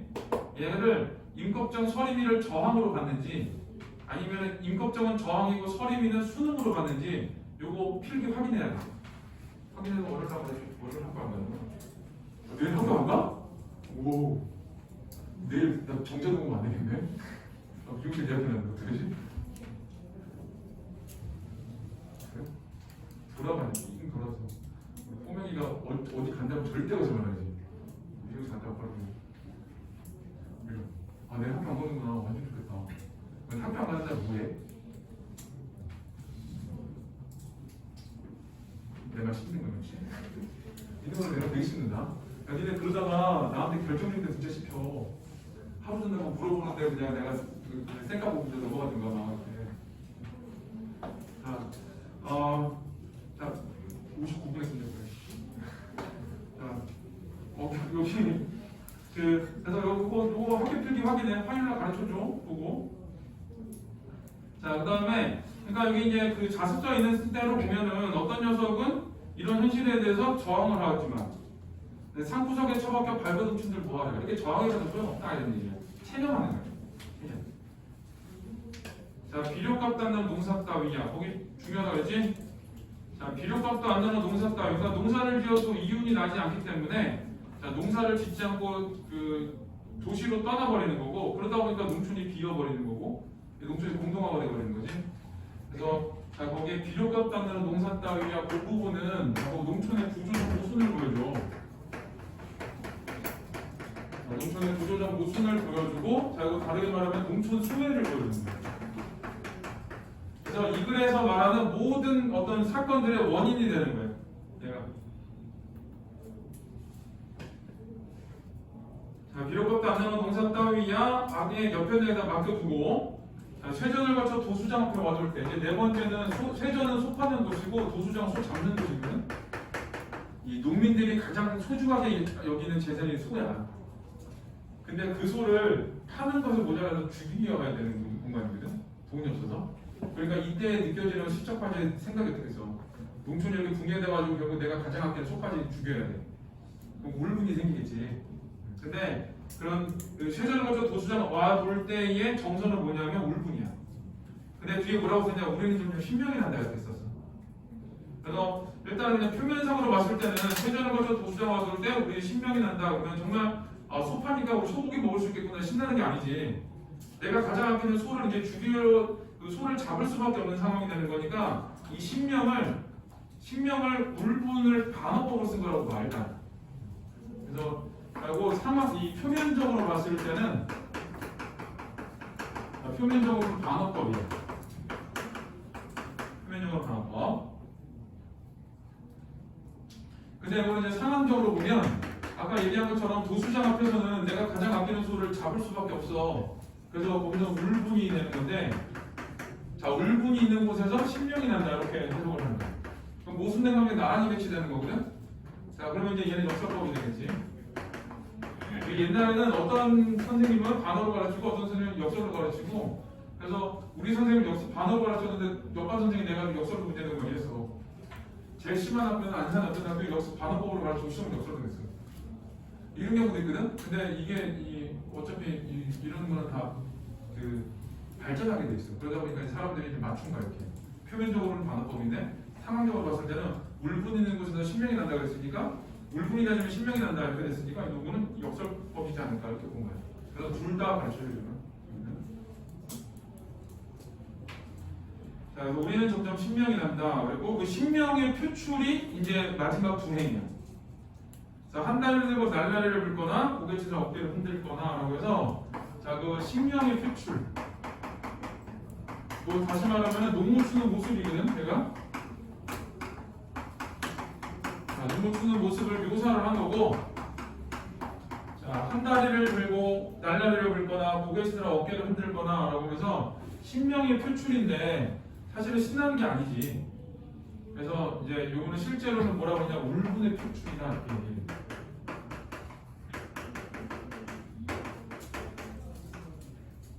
좀 이상하지? 뭔가 시가 덜 쓴 것 같지 않아? 뭘 덜 쓴 것 같아? 문제가 이 정도 되면 뭔가 저항을 해가지고 극복 의지가 드러나지 정상적인 거 아니야? 교육을 위해서는 거기가 안 써. 거기까지 안 나왔어 시가. 그래서 울분의 표출까지 딱 쓴 거야. 대신에 이 시인이 원하는 건 어디까지냐? 그 이유도 생각해보라고 독자한테 넘기는 거예요. 서연이한테 어떤 남자가 자꾸 문자 보내. 서연이가 참다 나 네 문자 너무 부담스러워 그랬어. 그건 뭐야? 그냥 부담스럽다는 걸 알아라 이거야? 자, 의도는? 그치 그만해야지. 그걸 파악해야 되는데 머저리 같은 남자는 그걸 모르고 계속 문자가 부담 갖지 마 그리고 문자 계속 보내. 그러면 큰일 나. 더 멀어져. 그렇지 않냐? 이런 건 있어. 부담스러워. 그만 보냈어. 그럼 얘가 갑자기 생각날 때가 있어. 걔가. 근데 우리 와이프가 그랬어 나한테. 부담스러워 오빠. 그런데 안 보냈거든. 그러니까 한참 더 갑자기 뜬금없이 문자 오더라고. 잘 있어? 속으로 미쳤나 이게. 진짜 속으로 미쳤나 이게 진짜. 사람들 장난하라 그랬는데 사귄 천이라서 미쳤나 그러고 친구한테 그래서 야 얘가 나보고 부담스럽다고 그러는데 갑자기 뜬금없이 나한테 문자 잘 있냐 그랬더니 내 친구가 그러더라고. 연애 박사가 지금이 만날 수 있는 절호의 기회다 그러더라고. 그래? 그리고 이제 문자 보냈습니다. 문자 이렇게 보냈어. 너도 잘 지내? 그래서 내가 박사다. 그러다가 언제 뭐해 물어보고 해서 만났어. 연애 박사 좀 다르더라고. 나한테 널 멀리 보고 그렇게 하네. 처음부터 그랬거든. 근데 이제 그런 거야. 이제 만약에 내가 그때 그 오빠 부담스러워 이랬는데 내가 먼저 부담 갖지 말고 내 연락 계속 받아 이렇게 하면은 지금 그럼 못했겠지. 그렇지 않겠냐? 영원히 빨리 봐야지. 그때 계속 연락을 할 거야. 그다음에 이제 그런 걸 의도한 거예요. 또 농무도 뒤에 그런 내용이 나오거든. 시인이 의도한 바는 뭐냐면은 여기까지 썼으니까 이 상황에 대해서 독자들은 이런 상황을 비판을 하고 그 다음에 개선책을 생각하고 이게 시인의 의도인데 시인이 쓴 건 어디까지냐? 농촌의 상황까지만 딱 끊고 써버리고 끝나버린 거야. 그러니까 그 이후의 상황들은 전부 다 어떤 거냐? 그 시인의 의도를 파악해서 독자들이 생각해야 돼요. 자, 그거를 생각을 해야 돼서 이게 물론 시인의 의도는 이런 농촌 상황을 개선해야 된다 이런 게 들어가 있어. 근데 그게 표출을 안 했을 뿐이야. 그거 잘 기억해. 그래서 요시는 그거야. 서연이가 그 남자애한테 문자 보내지 말을 써야 되는데 그래서 너 부담스러워 여기까지만 쓴 거야. 근데 서연이의 의도는 뭐야? 연락하지 마야. 그거를 이제 캐치를 해야 되는 거지. 자, 이런 것도 이거 그냥 사람 그런 거야. 그런 거. 나 파스타 좋아하는데. 그걸 보고 있다가 나도 좋아하는데 그럼 끝나. 그래? 내가 맛있는데 거기 같이 갈래 이래야지. 너무 올드 아니야? 아니 그렇게 안 해도 대놓고 얘기해? 파스타 먹고 싶어 그래? 응? 그러냐고. 안 그러잖아. 이게 사전적으로 느낄란 거예요. 남자들아 잘 들어. 여자들의 언어 이런 거 궁금하면 나한테 와서 물어봐. 내가 해석해 줄 테니까. 내가 그 와이프한테 물어봐서 해석해 줄 테니까. 자, 요시도 그래서 딱 그거 기억해야 돼. 시인의 의도는 여기까지가 아니야. 물건의 표출까지가 시인의 의도가 아니라 이런 농촌의 현실 상황을 개선하고자 한다. 뭐 이런 내용까지 들어가 있어야 되거든. 근데 시는 거기까지 표현 안 한 거야. 그래서 시에서 극복 의지가 표현됐다고 틀려. 이거는. 이거 조심해야 돼. 극복 의지가 표현됐다고 틀려. 근데 시인의 의도는 거기까지 있는 거야. 그리고 두 개의 차이점을 잘 봐야 돼. 자, 그리고 여기서 이제 도수장에서는 신명인데 써 있는 거 그대로면 자, 여기서는 실제로는 울분과 한이지. 자, 여기에 들어있는 신명이고요. 그리고 공간의 이동에 따른 정성 이거 기억 잘 해놔야 돼요. 오늘 배운 것까지 다음 주에 시험 볼 거거든. 이번에 매주 시험 보려고 그냥. 그런 느낌. 어떻게 볼 거야? 그리고 남자님들 이번에 숙제 좀 잘 해오세요. 저번처럼 남자들 다 안 해오지 말고. 대평 봤더니 남녀 차이가 좀 심해서 학년마다 다 그래. 이게. 딴 학교도 그래. 이 동네 공학학교들 대체로 여자들은 괜찮고 남자들은 좀 그런데 저거 나 자꾸 선입견 갖고 있으면 안 되니까. 자, 다음 주에 시험 볼 거라는 거. 논문까지 시험 볼 거예요. 일단. 자, 그 다음에는 자 이제 어디로 가냐? 219페이지에 자 거기 공간에 중에 시상장애나 화재 정도지 부중에 들표하나 그 운동장에서 허무한 것과 사람들이 텅 비었기 때문에 소주집에서는 직설적으로 표현하지 답답한 원통함을 자 장거리에서 이제 울분 자조 체념인데 자 여기서 그 울분 자조는 사실 눈에 보이지는 않아 시에서 그냥 텅 빈 거로 확인하니까 울분도 생기고 자조도 생기는 거지. 근데 체념은 나와. 어디 나오냐? 비료값 안 나오는 농사 여기 산구석에 처박혀 발버둥치는 무엇해요? 그 체념이 나와서 이거는 좀 따로 배워야 돼. 그 다음에 도수정에서 신명이라는데 이 신명 안에 들어있는 게 뭐냐면 울분과 한이다. 그러지? 울분과 한. 자, 그 다음에 이 시에 나타난 농촌의 현실은 따라붙어 아웃시면 쪼그레기들이 나오면 농촌에 일할 사람이 없다라는 거고 자, 걔보다 더 중요한 비료값도 안 나오는 농사 따위지. 자, 비료값도 안 나오는 농사가 있기 때문에 지금 농학대가 나가는데 쪼그레기들만 따라오는 거예요. 그래서 비료값도 안 나오는 농사가 이 모든 것들의 원인이다라는 거. 자, 60, 70년대 산업화가 소외된 농촌의 현실과 그로 인해 궁핍해진 농민들의 삶, 소외된 농촌, 궁핍해진 농민들의 삶, 이거 주시면 돼요. 그 다음에 밑에 고개를 두셔야 돼. 이게 화자가 우리야, 나가 아니라. 요거는 화자가 우리로 나왔을 때 다 똑같아. 같은 상황에 있는 사람들을 전부 다 화자로 모아놓은 거야. 그러니까 여기서는 결국 뭐냐, 소외된 농민들을 화자로 모은 거지. 그래서 공동체의 문제다라는 걸 보여주기 위해서 이렇게 화자를 우리로 설정을 한 거야. 밑에서 이제 공동체를 의미한 그랬지. 그리고 밖에 밑에도 농촌 공동체 모두의 문제임 그랬지. 그래서 화자를 우리로 나가 아니라 우리인 거는 결국 공동체의 문제인 거를 강조하기 좋다. 네. 자, 그다음에 농무의 의미가 나오는데, 자 자, 오른쪽에 보면은 화자는 농부를 추며 점차 신명이 난다고 하고 신명은 농민들의 울분과 한을 품고 있는 것. 그래서 신명은 울분과 한이거든. 그걸 이제 신명으로 표현한 거야. 그래서 결국 뭐냐? 화살표에 보면 농부는 농민들 자신들의 여기 붙여야 돼요. 울분 표출. 울분 표출. 울분 표출이지. 아까 얘기했지. 울분 표출에서 끝났어. 시는 끝났고 그 뒤에 이제 독자가 작가의 의도를 파악해가지고 생각을 해야 되는 부분이야. 우리 뒤에 문제를 풀고 일단 문제를 푸세요. 혹시 전문가의 사업을 시작했니? 아, 배고파야 못 잡고. 자, 221초 들어가.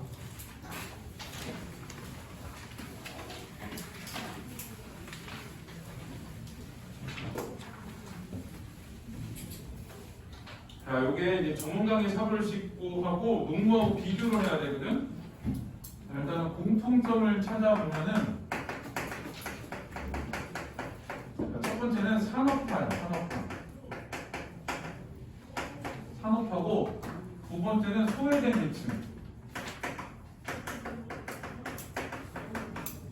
자, 그다음에 세 번째는 우리가 화자야. 그리고 공동체 문제라는 걸 보여줘. 자, 네 번째는 체념의 정서가 들어오는.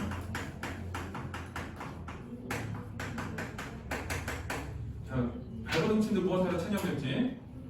자, 그 다음에 이제 차이점을 보면, 자, 차이점은 이런 거 있어. 농무 같은 경우는 뭐가 들어있냐면은 여기에 울분의 표출이 들어있어. 얘가 들어있거든. 근데 이 전문가의 사물치고 같은 경우에는 자, 얘는 이런 거 없어. 체념밖에 없어, 얘는. 그래서 가장 대표적인 차이가 첫 번째는 태도의 차이예요. 굳이 따지면 이제 얘는 울분과 체념이거든.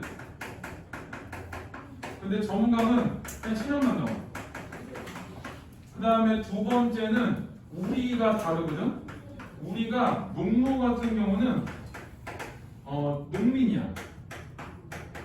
근데 이 전문가의 삽을 싣고는 여기는 누구냐면 도시 하층 노동자.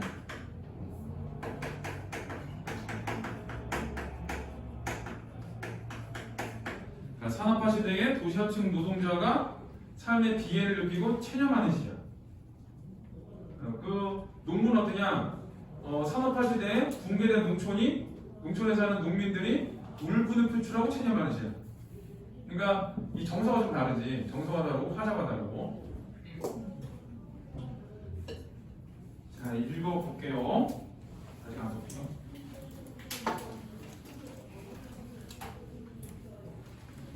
왜 이렇게 많이 못 나왔지? 오늘 원래 고문과 하려고 했는데 다음 주에 무조건 만시점 끝낼 거야. 만시점까지. 미친 식으로 아웃사이더를 하는 것처럼. 자, 이건 이제 자유시 서정식으로 주제가 가난한 도시 노동자의 슬픔과 체념. 그래서 이제 가난한 도시 노동자가 우리야, 우리. 이 사람들이 이제 삶의 기회를 갖고 있는 거고, 체념하는 거, 체념. 자, 해제는 산업화 시대 가난한 도시 노동자의 삶을 그린 시이다. 화자는 하루 일을 끝내고 강변에 나가 삽을 씻으며 자신의 슬픔을 퍼나버린다. 그러니까 슬픔을 갖고 있다라는 거지. 그러니까 도시 노동자가 슬픔을 갖고 있다, 뭐 비애를 갖고 있다 그렇기 때문에. 자, 그러나 어두워지면 색감바닥 썩은 물에 달이 뜨듯이 의주차대 암담한 생활 속으로 들어가서. 그래서 그 색감바닥 썩은 물에 달 뜨는 거 그 부분을 해석을 잘해야 돼. 이상하게 해석하면 안 되고 달이 떴다 졌다 떴다 졌다 하는 거거든. 그러니까 그 어떤 비애의 삶이 반복된다 이렇게 봐야 돼. 그래야지 해석이 좀 잘 맞아. 자, 이제 읽어볼게요. 참고로 살아계세요, 시승분이. 그 수문고등학교라고 그 마포에 있는 자사고에서 저기 퇴직하신 분인데 애들이 하도 잡아서 수업 시간에 자기네 선생 씨가 수능에 나왔는데도 우리 학교 선생님 시하고 똑같네 그랬대. 이름이 똑같네 그랬대. 그럼 알고 봤더니 자기 학교 선생님이었던 거야, 시승 사람이. 그다음부터 안 잤네, 첫 시간은. 영광이잖아. 이런 시험에 실리고 교과서에 실리고 이런 게 되게 대단한 일이래. 그 숙명여대 교수님이 자기 글이 문학 교과서에 썼는데 한 1년을 자작게다 됐대. 생각만 해도 기뻐가지고. 그리고 그리고 내 글이 실리다니 뭐 이랬는데 내가 뭐 교과서 쓴 사람한테 물어볼게 진짜 그런 거. 자 읽어볼게요. 일단 저문강에 삽을 싣고니까 저문강은 하강적 이미지, 그지? 그다음에 삽은 노동자를 상징해. 그러니까 뭔가 이 노동자의 하강적 이미지잖아. 뭔가 쓸쓸함과 슬픔과 이런 게 들어있는 거지 제목 자체에서. 자 흐르는 것이 물뿐이랴. 자 서리법이에요. 우리가 저와 같아서 여기 화자가 우리지? 도시 노동자들. 저가 누구냐? 물이야. 그래서 우리가 저 물과 같아서 강변에다가 삽을 씻으며, 자 삽은 노동자, 거기 슬픔도 퍼다 버린다 라고 해서, 자 여기서 삽을 씻으며 슬픔도 퍼다 버린다 라고 해서 이 노동자의 이 슬픔, 비애가 들어있는 거거든. 이 비애가 슬픔이야. 자 근데 그걸 퍼다 버린다 그랬잖아. 이거 조심해야 될 게, 한번 퍼다 버리면 끝나야 되잖아. 그게 아니라 계속 퍼다 버리는 거야. 그래서 자 이거를 슬픔이 어떻게 되는 거냐? 이거를 일시적 위로를 받으면서, 일시적 위로를 받아. 그러나 어떻게 되냐? 계속 반복해. 자 이런 게 들어가 있는 거야. 그러니까 잠시 위로를 받지만 계속 내 슬픔은 생겨나. 자, 그 다음에 일이 끝나 점으로 스스로 깊어가는 강을 보며, 여기서 이제 깊어가는 게 수심이 깊어가는 걸 수도 있는데 내가 슬픔을 계속 퍼다 버리잖아. 그래서 보통은 슬픔이 깊어간다 이렇게 보는 거야. 그러니까 내가 여기다 슬픔을 퍼다 버리긴 하지만 내 슬픔이 해소되는 게 아니야. 또 슬픔이 생겨가지고 또 갖다 붓고 또 갖다 붓고 하는 거거든. 자, 그 스스로 깊어가는 강을 보며, 자, 줄 쳐야 돼요. 쭈그려 앉아 담배나 피우고 나는 들어갔습니다. 자, 나는 노동자의 슬픔을 가지고 있는 사람이야. 우리는 일시적 위로를 받지만 계속 이 삶이 반복돼. 근데 나는 어떻게 하냐? 담배나 피우고 돌아갈 뿐이다 그랬거든. 다른 거 아무것도 안 해. 그냥 얘를 개선하려는 태도나 이런 게 전혀 없어. 이거는 체념을 하는 체념. 이거.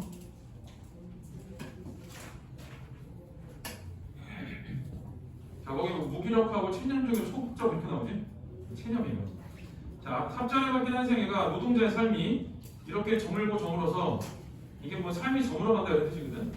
자, 색감바닥 썩은 물에 달이 뜨는구나. 그래서 이거는 그냥 이 사람이 앉아서 담배나 피우면서 색감바닥 썩은 물, 그러니까 여기 밑에 나온 대로 보면은 산업화 도시화되는 오염된 물에서 그래도 달이 뜨는구나 라고 하는 건데, 자, 이거는 이제 화자가 본 거고, 이 안에 의미를 보면은 이 삽자를 맡긴 한 생에는 노동자의 슬픔이 있는 거거든.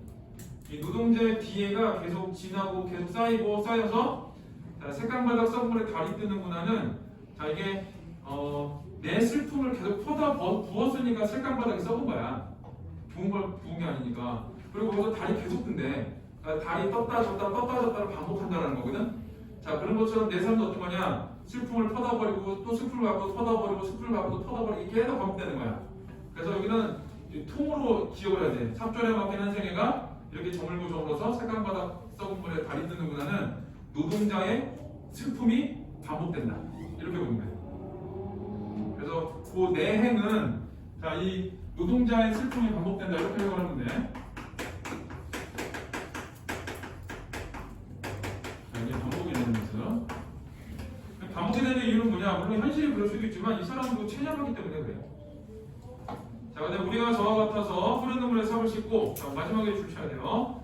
먹을 것 없는 사람들의 마을로 다시도 돌아가는다. 그래서 줄칠 두 개가 뭐냐? 화제 태도야. 체념적 태도. 그러니까 이 시적 화제는 어떠냐? 도시 노동자로서 슬픔을 가지고 있어. 근데 그 슬픔을 해결하지 못하고 체념하고 소극적으로 하는 거야. 그래서 여기서 이제 차이점은 뭐 산업화 때문에 산업화의 도시 노동자고, 그 다음에 소외된 계층이거든. 그래서 이제 그 우리를 화자로 설정해가지고 체념의 현상을 드러내는 거지. 그래서 이 삶을 벗어날 수 없는 거. 자, 밑에 1번은 두시의 화자와 처한 상황을 비교해보자. 자, 농무의 화자는 비록 값도 안 나는 농사를 짓다가 울분에 차서 농물을 주고, 울분에 주셔야 돼요. 정강은 삽을 싣고의 화자는 도시에서 하루 일을 끝낸 뒤 삽을 싣고, 이거 체념 주셔야 돼요. 그러니까 이제 태도의 차이가 있는 거지. 상황과 태도의 차이. 하나는 울분을 갖고 하나는 체념을 한다. 자, 그 다음에 2번은 두시의 화자가 나가 아니라 우리라고 지칭한 까닭인데, 농민 또는 도시 노동자 어느 한 사람의 현실을 문제 삼는 것이 아니라 당대 한국 사회 여기 주셔야 돼. 농민 전체 또는 도시 노동자 전체의 현실. 자, 이제 그걸 그러니까 아까 얘기했지 공동체 문제다라고 했잖아. 자, 그다음 3번은 별표치네요. 자, 이거 논문은 음모에서 부정적 사실에 여기 체념, 불치고 분노 둘 다 갖고 있어. 여기 써놨지. 울분과 체념을 다 갖고 있다. 마지막에 울분으로 끝내잖아. 자, 근데 전문가의 사벌 씹고는 그러한 현실을 슬퍼하면서도 체념을 보지. 체념밖에 안 해.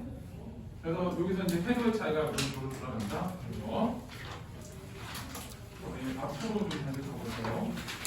여기 220조 30분 하고 보면 이거 했던 거라도 금방 끝나. 자, 1번은 이 운동, 이거 공간 이동이잖아. 운동장, 소주집, 장거리, 도수장이면 자, 운동장에서는 어떤 감정을 느낀다 그랬어? 허무함과 허탈감. 이거 세트로 외워야 돼. 그 다음에 소주집은 원통함, 답답함 이런 거지. 원통함 붙이면 되냐? 그다음에 장거리에서 노하게 맞춰 나가면서 여기 분노, 자포자기, 체념이지. 그 다음에 도수장에서는 농구를 치며 울분과 한을 뿜고 있는 신명을 느끼고 여기 울분과 한 신명 붙여야 되거든. 이게 겉으로 표현은 신명이라고 되어 있지만 실제로는 뭐야? 울분과 한이야. 자, 그래서 이 공간과 공간 이동에 따른 정의인데 그 공간에 따라 가지고 정서가 어떻게 변화되는지를 봐야 돼. 근데 비슷한 맥락으로 쭉 가고 있지. 자, 2번은 다음 글을 참고해 이 시를 당대의 시대 상황과 관련해서 이해해보자. 1970년대 자본주의가 발전하면서 진행된 산업화 도시화는 사회 계급 구조를 바꿨다. 1960년대 전체 인구 가운데 58.3%를 차지했던 농민은 미국에서 들어온 엄청난 양의 잉여 농산물과 저고가 정책으로 생계비조차 마련하기 어려웠다. 여기 생계비조차 마련하기 어려웠다 그랬지? 그래서 시에서 뭐라고 나오고 있어? 비교값 받는 농산물이 여기서 밑에 다 써있을 거야. 자, 4개월인 농민들은 사측 농촌을 떠났고 농업 인구는 1970년 전체 인구의 44.7%에서 1975년 37.5%로 크게 줄었다. 그러니까 이제 농업을 하는 사람들은 줄고 농업의 어떤 그 비중도 줄고 이랬어.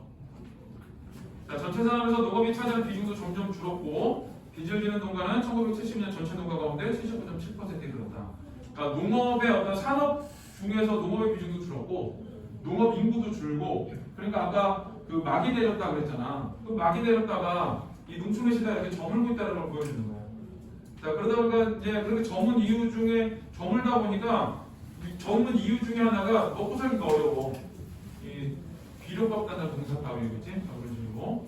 자, 1번 볼게요. 산업화 때문에 생계비조차 마련하기 어려운 농민의 상황이 드러나실 분은 그래서 이거는 이제 비료값단을 공사값이 주게 되는 거야. 그 다음에 농민들의 이농으로 쓸쓸해진 농촌의 풍경은 농촌이 공동화된 걸 보여주는 거거든. 이거는 이제 쪼그레기를 찾으면 돼. 이 텅 빈 운동장 그러면 이제 좀 상징적 의미야. 근데 이제 실질적으로 사실적인 부분을 찾으려면은 이거 쪼그레기들을 찾아야 돼. 자, 그 다음에 1, 2를 바탕으로 이 시를 통해 시인이 말하고자 하는 거거든. 이거 아까 얘기한 거 조심해야 돼. 시인이 말하고자 하는 거하고 시에서 표현된 거하고 좀 달라. 자, 농민들의 분노와 절망 속에 몰아넣는 소외된 농촌의 여기 소외된 농촌의 실 개선 이 말을 하고 싶었겠지. 이렇게 살면 되겠니? 독자한테 보여주는 거야. 얘들 이렇게 살고 있어. 그럼 독자가 뭐라 그래? 이렇게 살면 안 되지. 이거 개선을 좀 해줘야지. 이런 생각을 갖게끔 만드는 거지. 그러니까 자, 아까 그 문자 얘기 기억을 좀 잘 해봐. 자, 그 맥락하고 똑같아. 부담스러워. 안 해야 돼. 네, 근데 대놓고 얘기하는 애들도 부담스러워 연락하지 마 이럴 수도 있거든. 뭐 시를 그렇게 쓸 수도 있는데 이거는 전제야. 부담스러워까지만 쓴 거야. 자, 그 다음에 조선사의 불평등 문제에 맞서서 임꺽정과 서림을 끌어들인 걸 보면 이제 임꺽정과 서림 있는 거거든. 자, 시는 적극적인 현실에 저항해서 이런 현실을 타파한다고 말하고 있는 것 같아요. 그래서 여기 적극적인 현실에 저항해서 이런 현실을 타파. 결국은 어떤 거야? 시인의 의도는 뭐야? 현실을 개선하거나 현실을 타파해야 된다 이 말을 하고 싶은 거지. 근데 시는 어디까지 썼다고? 울분의 표출까지만 딱 쓴 거야. 그 이유는 이제 독자의 몫이야. 독자가 읽고 요거를 생각해 봐야 되는 거야. 시인이 이 시를 왜 썼을까에 대해서. 자, 그래서 자, 이거는 시의 표현과 시인의 의도가 차이가 있다는 거 가지고 조심해야 돼. 자, 우리 다음에 우리 주위에 문제 풀어와야 돼요. 자, 229까지 풀고 해당되는 문제 다 풀어와 뒤에 평가 문제 있고